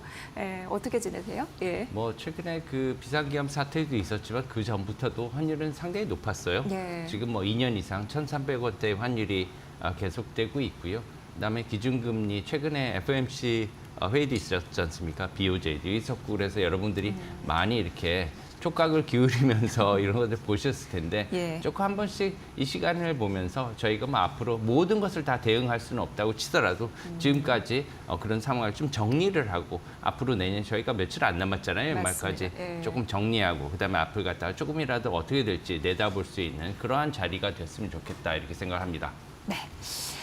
정말 15년 9개월 만에 글로벌 금융위기 이후 1,450선을 받고 뭐 앞으로도 쭉 보면 탄핵 정국 말씀해 주셨지만 여파도 있었고 또 12월 FOMC가 생각보다 매파적으로 나온 부분도 있었고 그래서 내년에 금리 인하 속도가 좀 조절될 가능성이 있다 이런 것도 느끼면서 고환율이 지속이 될까요? 이렇게 많이들 물어보셔서 오늘 특별하게 예, 변 전무님을 좀 모신 거고요. 어때요? 지속적으로 이게 낮춰지진 않는 것 같더라고요. 예. 기본적으로 그 환율도 기준금리에 가장 크게 연동이 됩니다. 네. 이제 금리라고 하면은 가장 기초적으로 받아들여지는 게 이제 중앙은행이 발표하는 기준금리겠죠. 네. 그리고 기준금리는 각 나라마다 다릅니다. 왜 그러냐? 각 나라마다 중앙은행이 있고 각각이 삼는 그러한 중앙은행의 기준금리가 다 다르기 때문이죠. 그래서 미국의 연준이 책정하는 기준금리가 페더럴 펀드 레이트, 연방 기금금리고요. 우리나라는 이제 또 우리나라의 한국은행이 정하는 기준금리가 있는데 이것이 이제 차이가 많이 났었어요. 최근까지 이제 미국의 기준금리는 이제 보통 상단과 하단으로 이렇게 이루어져 있죠. 미국은 우리는 이제 특정 기준금리가 이제 정해져 있고, 그거는 이제 왜 그러냐면 어떠한 금리를 기준금리를 삼느냐 이게 다르기 때문이에요. 예, 미국은 이제 예를 들면은 그 무담보 이제 콜금리를 네. 기준으로 삼는데 우리나라 같은 경우에는 이제 담보금리죠. 이제 레포금리라고 하는 이게 이제 환매조건부 채권금리를 삼기 때문에 그 차이가 있는데 일단은 미국 기준금리의 상단이 5.5%까지 이렇게 굉장히 높게 갔습니다. 네. 사실상 미국의 달러는 기축통화 아닙니까? 기축통화의 금리가 5.5%면요 상당히 높은 거예요. 그렇죠. 다들 이것을 갖다 매력적으로 느낄 겁니다. 5.5%. 그래도 그쪽으로 자금이 갈 수밖에 없겠죠. 예, 많이 갔었고요. 그다음에 달러 자체도 그러면은 강하니까 거기 예금도 가고 뭐 이렇게 된 거예요. 근데 우리나라는 최대 3.5%까지로 이렇게 올렸었는데 왜냐면은 우리나라 경제에 여러 가지 또 부담을 줄 수 있었기 때문에 한국은행은 실질적으로 이것을 더 올리기가 굉장히 부담스러웠을 겁니다. 그래서 결과적으로는 기준금리 차가 2%포인트가 계속 이어졌어요. 한동안. 이게 장기간 이어졌고 이러한 기준금리는 시장금리, 보통 우리가 얘기하는 시장금리는 채권금리를 얘기합니다. 채권 중에서 가장 무위험 채권이라고 하는 것은 이제 국채겠죠. 네. 나라, 재무부, 우리나라 기획재정부가 발행하는 이러한 채권, 그다음에 미국의 이제 재무가 발행하는 채권의 기준금리를, 시장금리를 비교를 한다면 이 시장금리 차도 꽤 많이 벌어졌었어요. 1%포인트 이상 장기적으로 몇 년 동안 벌어져 있었기 때문에 이것이 주는 여러 가지 영향이 있었습니다. 이게 사실은 어떻게 보면 주시장의 영향도 있었고요. 왜냐하면 외국인 투자자들이 미국이 더 매력적인 거 아니나 네. 그러면서 이제 나갈 수 있는 그러한 조건도 좀 됐었고 기본적으로 환율의 영향은 보통 일반적으로 금리가 높은 여러분들도 이제 이자가 높은 은행을 찾아가시잖아요. 그렇죠. 예. 그렇죠. 그래서 이제 이자가 높으면 그만큼 그 예금 적금도 매력적이 되는 겁니다. 통화도 마찬가지예요. 이제 그 이자율이 높으면 그만큼 매력적으로 변하기 때문에 이렇게 5.5% 상단이 5.5%까지 이뤘던 미국의 달러가 우리나라 3.5% 기준금리를 보였던 원화에 비해서 상당히 훨씬 더 매력적으로 변한 건 어떻게 보면 당연한 거예요. 그래서 그 차이로 인해서 환율도 점점 더 달러 강세를 가져오면서 환율이 높아진 겁니다. 그래서 영향이 그렇게 여러 가지로 이렇게 왔었다. 이것을 갖다가 이제 경제 여러 가지 수입 물가라는 측면에서도 부담을 많이 주게 된 거거든요. 네. 그래서 지금 현실적으로 여러분들이 본다면 나의 월급은 똑같은데 왜 이렇게 많이 조금만 사도 비싸지? 이런 것들 다 느끼셨을 그렇죠. 거예요. 이게 장바구니 물가에 직접적으로 연결을 줍니다. 네. 우리가 지금 쓰고 있는 이러한 모든 에너지원 있잖아요. 지금 우리가 이렇게 보는 전기 이런 것들 전부 다 수입이거든요. 사실은 자동차 굴리는 것도 석유로 가는 거고요. 이런 것들이 다 있기 때문에 그런 데 대해서 물가적으로도 앞으로 장기간 이러한 영향이 올 것이기 때문에 고환율이 어느 정도 지속되느냐에 관계없이 지금 너무 길게 이런 고환율이 지속이 됐기 때문에 물가는 조금 더 장기화될 거고 물가 상승률은 그리고 내년에도 일단 1사분기까지는 고환율이 지속될 것으로 전망을 하고 있습니다. 네. 여기가 우리 쓰는 뭐 전기 뭐 이런 부분도 말씀해 주셨지만 계속적으로 물가가 올라간다는 건 살림살이가 팍팍해질 수밖에 없는 그런 현상입니다. 변 전무님께서 뭐 자금의 이동 이런 부분도 잠시 언급해 드렸지만 달러 예금으로 최근 돈이 막 쏠리고 있다고 들었습니다. 이달만 하더라도 5조 2천억 원 정도 가는 것으로 나타났는데 지금 이제 미국 달러 이쪽이 이제 강해지면서 5.5% 기축 통화에다가 당연히 좀 매력적이니까 그쪽으로 갈 수밖에 없는데. 물론 지금은 이제 네. 기준금리가 4.5%대로 1%포인트 낮아지긴 했지만 네. 아직도 높은 수준이죠. 예, 고금리가 이제 지속이 되면서 달러 강세가 지속되고 있는 거고, 그러면서 미국 증시의 시총도요, 이게 글로벌 절반을 넘어섰더라고요. 예, 63조를 넘어섰습니다. 글로벌 머니 부부가 지속적으로 그쪽으로 일방통행할 것인지 어떻게 보세요? 지금 최근에 12월 달에 FOMC를 눈여겨볼 필요가 있습니다. 네. 최근까지 연준은 좀 비둘기적인 이러한 스탠스를 견지해오고 있는 상태였어요. 3연속 기준금리 인하를 단행하지 않았습니까? 이런 와중에서도 이번에 그 FOMC가 발표하고 난 직후 미국의 3대 지수는 급락을 면치 못했거든요. 네. 급락을 했던 이유는 뭐냐면 25bp란 인하는 벌써 이제 시장에서 이게 벌써 반영이 된 상태였고, 그거보다 더 중요한 게 뭐냐면 앞으로는 어떻게 될 것인가. 점도표가 그래서 중요했죠. 점도표도 네. 중요했습니다. 네. 점도표가 9월 점도표. 이게 사실은 이제 이러한 점도표가 분기 말마다 나오게 되거든요. 분기 말마다 나오기 때문에 지난번에 9월 달에 점도표는 2025년 내년에 한 4번 정도를 인하할 것이다. 이러한 위원들의 전망이 나왔던 데 반해 이번에는 2번으로 이렇게 줄었어요. 이 시장에서 이게 줄 것으로 좀 예상은 했었습니다. 예상은 했지만 한 번 정도 더 줄일까? 예. 3번으로 줄이겠지. 많이 내려봤자. 이런 생각을 했었는데 이게 반으로 뚝 떨어지니까 2번만 하겠다고 점도표에 반영이 되다 보니까 심하면 내년 상반기 중에는 아예 금리 인하가 없을 수도 있지 않느냐, 이런 큰 우려까지도 지금 나오고 있는 상황이에요. 네. 그래서 그렇다면은 미국의 이러한 달러의 기준금리가 4.5%에 내년 상반기까지도 4%에 머물게 된다면 미국의 기준금리는 상당히 높은 수준으로 오랫동안 있을 것이다. 그리고 인하가 늦어질 것이다. 이러한 생각에 사실상 그렇게 된다면 달러 예금에 넣어두는 것이 좋지 않겠느냐, 이러한 생각이 드는 거예요. 게다가 이 달러 예금을 붙이기는 또 하나의 근거는 뭐냐면 최근에 달러가 계속 강해졌거든요. 달러 인덱스조차 100대 초반에서 몇 달 전 지금 현재 107대까지 올라와서 거래가 되는 상황입니다. 이렇게 달러가 계속 강해지고요. 더 문제점은 뭐냐면 다른 통화들이 더 약해지고 있는 거예요. 그러다 보니까 달러를 갖고 있으면 지금 이자도 높게 받고, 게다가 달러의 가치도 나중에 더 계속 올라가고 있으니까 환차익도 누릴 수 있는 것이 아니냐, 이런 두 가지 측면에서 이러한 예금도 늘어나고 있는 상황이라고 봅니다. 네.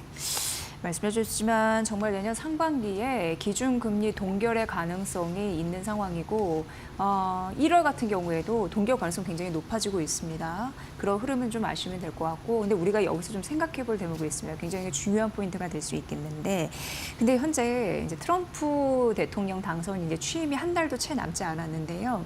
앞으로 어떻게 보면은 무역 적자를 줄이고 수출 기업을 장려하기 위해서 트럼프 대통령 입장에서는 약달러 기조를 응원할 수밖에 없는 상황입니다. 그렇다면 앞서서 영상 본 파월 연준 의장과 대치되는 상황이 올 수도 있거든요.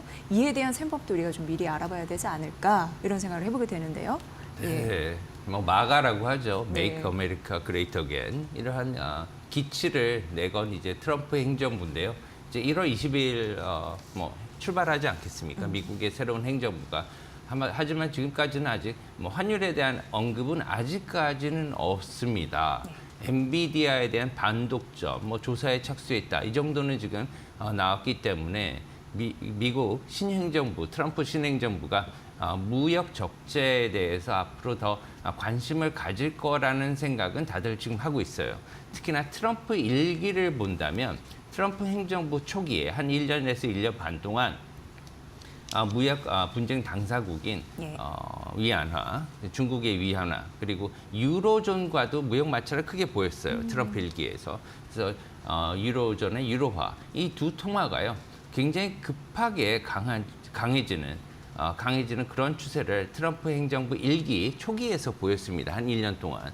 그 이후에는 조금 잦아지긴 했지만 달러 강세로 전환되면서 초기에는 달러 약세를 밀어붙인 거죠. 이런 것들이 조금 앞으로 트럼프 행정부 초기에 다시 나오지 않겠느냐, 이러한 어떻게 보면 우려가 있어요.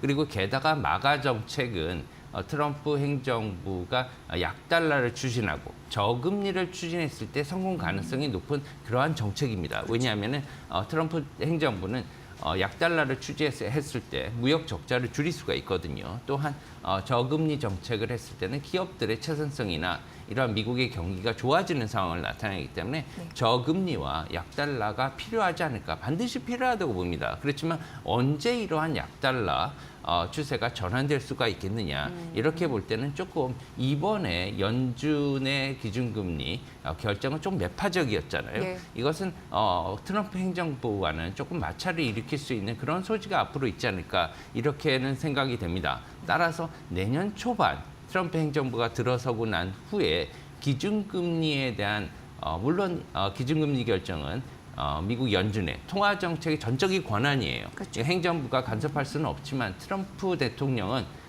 유세 전부터 중앙은행에 개입을 할 수 있다고 이렇게 공공연하게 얘기를 했었거든요. 그렇기 때문에 이러한 충돌이 어떻게 이루어질지, 아니면 어떻게 우리가 피할 수 있을지, 그거는 사실 초미의 관심사고요. 다만 환율적인 측면에서 있어서는 앞으로 1, 4분기가 지나고 내년 달러의 강세는 어느 정도 제어되지 않을까, 이렇게 생각을 하고 있습니다. 예. 그러니까 트럼프 2.0 시대를 맞아서 지금 이제 트럼프 당선인과 파월 연준 의장의 달러의 방향성에 대한 충돌, 이런 부분은 여전히 우리가 지켜봐야 할 관전 포인트가 아닐까, 이런 생각을 하게 됩니다. 그 전무님, 그 현재 투자자들이 엔화 자금 동향에 굉장히 관심이 쏠려 있는 상황이고, 그래서 이번 BOJ, 그러니까 일본 중앙은행 BOJ라고 하는데 여기 금리 결정에 굉장히 촉각을 곤두세웠습니다. 어쨌든 이번에는 이제 동결이 났는데, 이렇게 금리가 결정된 배경은 뭐라고 보시고 언제쯤 그러면 인상이 가능한 건지, 이런 부분까지 좀 차진을 해봐야 될 것 같은데요. 네. 일본은행의 그 물가 정책은 사실상 다른 은행들하고 많이 달라요. 많이 다른 정도가 아니고 반대였죠. 왜 그러냐면 일본은 지난 20년, 30년 동안 우리가 모두 알고 있듯이 물가 하락, 디플레이션이라는 초유의 그러한 경제 상황을 맞았습니다. 다른 나라들은 물가가 올라서 문제가 됐었죠. 부동산 문제라든가 우리나라만 해도 물가가 너무 높은데 임금은 거기 안 따라가니까 거기에서 소득과의 불균형, 마찰이 있기 때문에 그것을 갖다가 해소하기 위해서 우리나라 중앙은행 같은 경우에도 물가를 안정시키는데 이러한 모든 총력을 기울여왔습니다. 연준도 마찬가지로 두 가지의 정책적인 목표, 통화 정책의 목표는, 하나는 통화 정책을 사용해서 물가를 안정시키는 거예요. 그래서 물가의 목표가 2% 아닙니까? 2% 이하로 낮추는 거예요. 이것에 반해서 BOJ, 일본은행의 물가 정책의 목표는 2% 물가를 달성하는, 2% 이상으로 물가를 올려야 되는, 이러한 어떻게 보면은 다른 물가 목표를 가지고 있다는 거예요. 왜냐하면 이때까지 물가가 하락을 했었기 때문에 물가를 유지를 해야 되는, 어느 정도까지는 담보를 해야 되는, 떨어지면 안 되니까 이런 목표를 가지고 있는데, 최근까지도 한 몇 달 전까지만 해도 BOJ 위원들이 사실 인상 쪽에 많은 가중치를 부여하고 있었다고 이렇게 뉴스에서 나왔습니다. 실제로 위원들의 발언을 통해서도 그러한 것들을 확인할 수가 있었는데, 12월 금융정책 회합, 기준금리 결정을 하는 일본은행의 이러한 회의죠. 금융정책 회합을 앞두고는 많은 위원들이 다시 우리가 물가가 2%를 달성을 진짜 했느냐, 이러한 의구심을 다시 갖기 시작했어요. 일본은행 같은 경우에는 굉장히 보수적입니다. 특히나 모든 돌다리도 다 두들겨 보고 가는 그런 보수적인 그러한 성향을 지니고 있기 때문에 일본은행의 위원들이 이렇게 내년까지 이제 물가가 떨어지지 않는 것을 다시 확인할 필요가 있다, 이렇게 선회한 것으로 보이고요. 다만 내년까지 계속해서 일본은행이 그 기준금리를 동결할 것이다, 이렇게 생각하지는 않습니다. 1월 달에는 금리 인상을 할 가능성이 조금 높다고 보여지고요. 지금 금리 인상 가능성. 지금 자막이 인하라고 나왔는데 인상입니다. 예. 금리 인상을 어느 정도, 지금 현재 0.25%거든요. 일본의 기준금리가. 앞으로는 조금 소폭 올라갈 것으로 이렇게 보이는데요. 그 속도는 미국 연준의 금리 인하 속도에 비례해서는 어느 정도 조금 느리지 않을까, 천천히 인상의 속도가 이루어지지 않을까 이렇게 생각을 해요. 네. 그렇기 때문에 미국의 그 연준의 금리 인하의 속도는 엔화의 가치에도 영향을 많이 준다고 그렇죠. 봅니다. 그래서 네. 최근까지도 뭐 엔화에 대해서 굉장히 뭐 관심이 많았잖아요. 네. 달러 말고 다른 통화가 이렇게 관심이 게. 있었던 거는 뭐 오랜만에 처음인 것 같습니다. 그런데 지금 현재 앞으로의 그 통화 가치는 2025년도의 통화 가치는 지금까지의 통화 가치, 그러니까 환율이죠. 통화 간의 교환 비율이 환율이기 때문에 내년에 가서는 2025년도의 환율은 지금과 같을 것이다. 이렇게 생각하면은 많은 실수를 저지를 가능성이 있습니다. 특히나 트럼프 미국 신행정부가 들어서고요. 지금 독일이나 프랑스의 정치적 상황이나 경제적 상황이 매우 불안합니다. 불안정한 상황이 있기 때문에 이러한 것은 유로화에도 지금 영향을 많이 끼치고 있거든요. 그래서 따라서 지금 최근에 유로화가요, 달러와 대비해서 유로 달러 환율이 1.03대까지 내려갔었어요. 이러다가 지금 1.04 정도로 회복을 보이고 있는데 이게 앞으로 유로화의 가치가 앞으로 더 떨어질 가능성도 배제할 수가 없습니다. 그렇기 때문에 달러화가 지금 내재적으로 강해서 그런 것보다 다른 도전자들이죠. 이제 유로화 같은 경우는 가중치가 달러 인덱스에 차지하는 가중치가 기본적으로 50%가 넘기 때문에 이러한 큰 가중치를 가진 유로화가 약해지게 되면 달러화가 사실 기준금리를 내리더라도 유로중앙은행이 그 기준금리 인하 속도가 더 빨라질 수 있기 때문에 그런 면은 조금 우리가 주시해봐야 되겠다 이렇게 생각하고요. 다만 BOJ 같은 경우에도 엔화 약세가 계속된다면 내년 1월에는 금리 인상 가능성이 좀 더 높아질 수 있겠다 이렇게 전망을 하고 있습니다. 네, 이번에는 금리 동결이었지만 내년에 1월 같은 경우에는 금리 인상의 가능성은 조금 더 있다. 이렇게 보시면 될 것 같고, 지금 전무님께서 일본 관련해서 이렇게 관심이 뜨거운 적을 좀 이례적이다라고 말씀하신 이유가 많은 분들이 이제 이 단어를 익숙하실 거라고 생각합니다. 엔캐리 트레이드, 이 청간산 이슈와 관련해서 그때 증시가 폭락한 이유 중에 하나, 원인 제공을 했기 때문인데 초가고 곤두세우고 있는 부분이거든요. 여전히 우려스러운 문제로 보시는지 어떻게 좀 대비를 할 수 있는 것은 있는지 궁금합니다. 네, 사실상 8월 6일이었나요? 그날 이제 블랙 먼데이가 일어났었지 않습니까? 거기에 하나의 그 도화선으로 원인으로 지목된 것이 바로 엔캐리 청산인데요.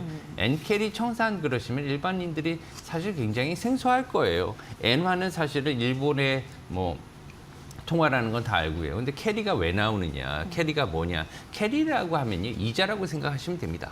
예, 이자. 그래서 이자가 낮은 경우에는 돈을 갖다가 사지 않겠죠. 그쵸. 예, 그렇기 때문에 일본 국내에서 이자율이 거의 없었기 때문에 금리가 없었잖아요. 마이너스 금리까지도 갔었기 때문에 넣어도 이자가 안 나옵니다. 그럴 바에야 달러 기준금리 높아졌잖아요. 게다가 호주나 이런 데도 굉장히 높습니다. 상대적으로.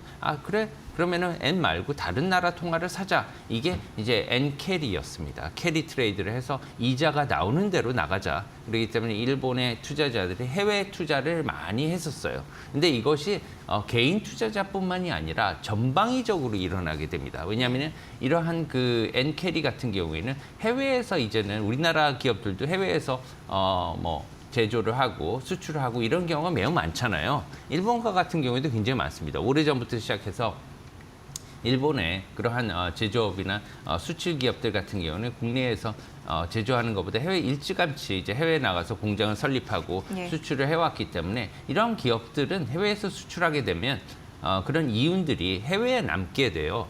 남게 되는데 그런 것들을 갖다가 일본 본사로 송금을 하고 들여와야 되는데 계속해서 일본의 엔화가 이자가 없단 말이에요. 그래서 부장님 이것을 갖다가 우리가 넣어놔도 이자가 없습니다. 우리가 네. 그냥 차라리 달러에 넣어놓을까요? 이렇게 되면 이자가 나타나는 거죠. 그래서 부장님이 일본에 계신 부장님이 그러면은 갖고 있어요 해외에서 이렇게 얘기를 하시게 되는 거죠. 그리고 일본의 엔화가 또 가치가 계속 떨어졌었습니다. 그러면 가치도 떨어지고 엔화에 뭐 이자도 없는데 이것을 굳이 송금을 할 필요가 있느냐? 네. 그래서 송금을 늦춰지게 되고 기업 입장에서는 금융기관 측면에서도 예대 마진이 없어지게 됩니다. 그렇죠, 그렇죠. 예, 왜냐하면은 마이너스 금리이기 때문에 예대 마진을 드릴 수가 없어요. 차이가 없기 때문에. 이렇게 되면 해외로 나가게 돼요. 그러면 차라리 해외 기관들한테 이것을 자금을 갖다 조달해서 거기서 이윤을 받게 이런 식으로 바뀌기 때문에 금융기관이나 기업이나 개인적인 측면에서 엔이 전부 다 나가게 돼 있는 거죠. 근데 네. 일본의 그 기준금리 엔화의 기준금리가 올라가게 되면 이 다시 어떻게 보면은 일본으로 투자를 갖다가 해도 되지 않을까 이러한 생각이 일어나는 거죠. 전환점입니다. 그래서 일본의 기준금리가 올라가게 되면 엔캐리 청산이 일어날 수 있다. 이러한 어떻게 보면은 우려가 있었는데요. 사실상 이런 청산에 대한 우려, 뭐 공포까지도 얘기하는데 이것은 좀 아직까지는 시기상조 아닌가 그래요? 이렇게 봅니다. 왜 네. 그러냐면은 지금 시간이 덜 걸릴 이유가 뭐냐면 일본의 기준금리가 아직 절대적인 레벨에서 낮아요. 0.25%에서 아무리 많이 올려봤자 내년에 0.7, 0.8% 이상 오르지 않을 것으로 보입니다. 아무리 빨리 올라도요. 그렇군요. 예. 그래서 이것은 절대금리에서 상당히 낮은 편이고요. 일본의 국채죠. JGB, 일본 국채 10년물의 수익률도 1%를 넘어서 현재 한 1.5%까지는 올라가야지 이 엔캐리 청산이 이루어지고 해외 투자자들이 일본에 들어와서 이러한 10년물 국채를 살 수가 있기 때문에 네. 아직까지는 조금 시간이 걸린다 이렇게 말씀드릴 수가 있겠습니다. 네. 네, 그러니까 섣부른 우려감은 좀 자제해도 될 것 같다는 느낌이 일단 듭니다. 네, 오늘 뭐 우리나라 환율 그리고 거대국 미국 그리고 신경 쓰이는 일본 주요국의 금리 환율의 동향까지 아주 자세하게 말씀해 주셨습니다. 새해에도 좀 자주 출연 부탁드리고요. 또 좋은 인사이트 오늘과 같이 좀 많이 좀 펼쳐 주십시오. 믿고 기다리도록 하겠습니다. 네, 감사합니다. 네, 변종규 미주호은행 전무님의 분석이었습니다. 고맙습니다. 감사합니다.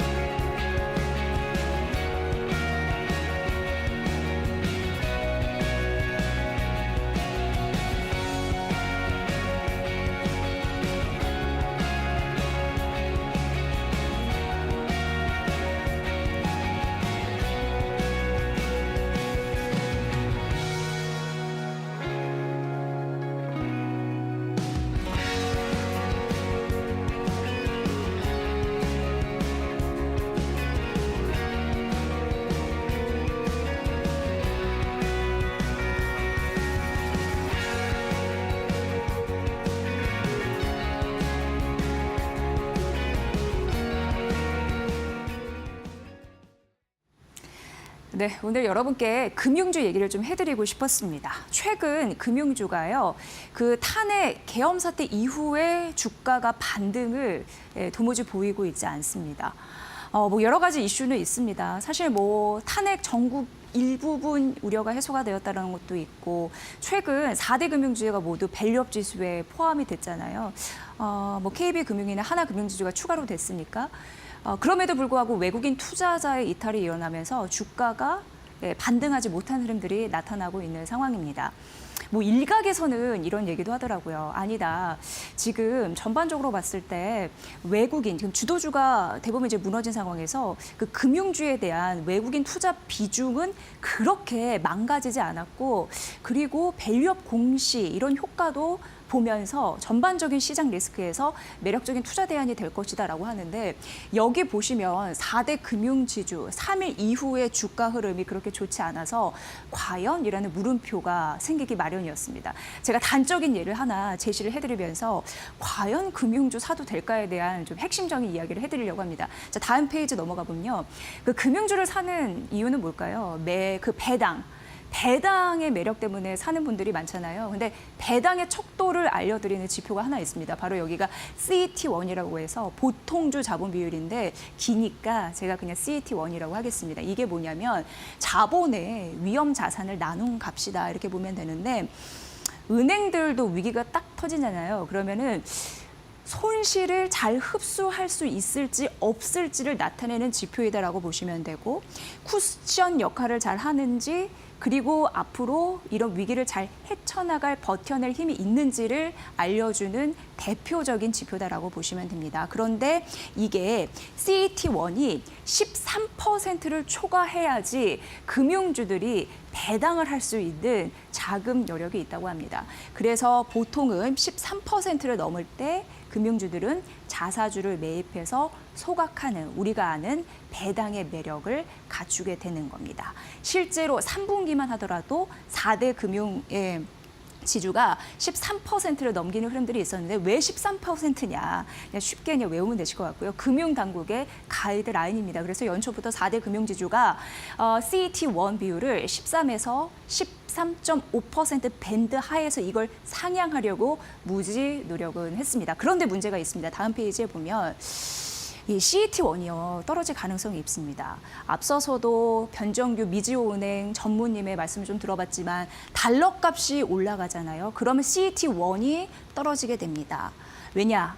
외화 그 부분 부채 평가 규모액이 떨어지기 때문에 당연히 이렇게 되는 건데 지금 이런 공식이 하나 있더라고요. 환율이 10원 오를 때 CET1이 0.02%포인트 하락한다라는 공식이 있습니다. 3월 말까지만, 3분기 말까지만 보더라도 이 환율이 1,320원이었는데 현재는 1,450원까지 갔고 지금 증권사에서 환율 상단 밴드를 1,465원까지 좀 열어둔 상태거든요. 고환율이 지속될 가능성이 있기 때문에 그래서 3분기 CET1이 13%가 넘었더라도 4대 금융지주 같은 경우에 연말 기준 CET1이 12%로 떨어질 가능성이 있어서 이런 배당 매력을 줄 수 있다라는 것을 근거 삼아 참고해 보실 필요가 있습니다. 내년도 금융지주 쉽지는 않을 것으로 보입니다. 왜냐하면 시장 금리가 인하되면서 순이자 마진이 감소하는 게 본격화될 거라는 거죠. 그래서 탄핵, 그런 이슈, 이런 불확실성이 줄어들고 그럼에도 불구하고 환율이 안정되지 않으면 금융주의 반등은 단기 반등에 그칠 가능성이 있어서 여러분께 말씀드립니다. 저 같으면 금융주 매수 버튼 누르지 않을 것 같습니다. 앵커 브리핑 시간이었습니다. 자, 우리 시장 오늘 외국인 기관의 동반 매수 양시장에서 들어오고 있습니다. 모처럼 만에 반등세를 나타내고 있는데 연말 랠리를 보여줄 수 있을지 내일도 저희가 좋은 정보를 가지고 찾아뵙도록 하겠습니다. 네. 성탄절 이제 앞두고 있는 상황인데 이번 주 잘 또 저희가 응원하고요. 좋은 성과 있었으면 좋겠습니다. 마켓나우 저희 1, 2부 내일 또 이 시간에 뵙도록 하겠습니다. 시청해주신 여러분 고맙습니다. 고맙습니다.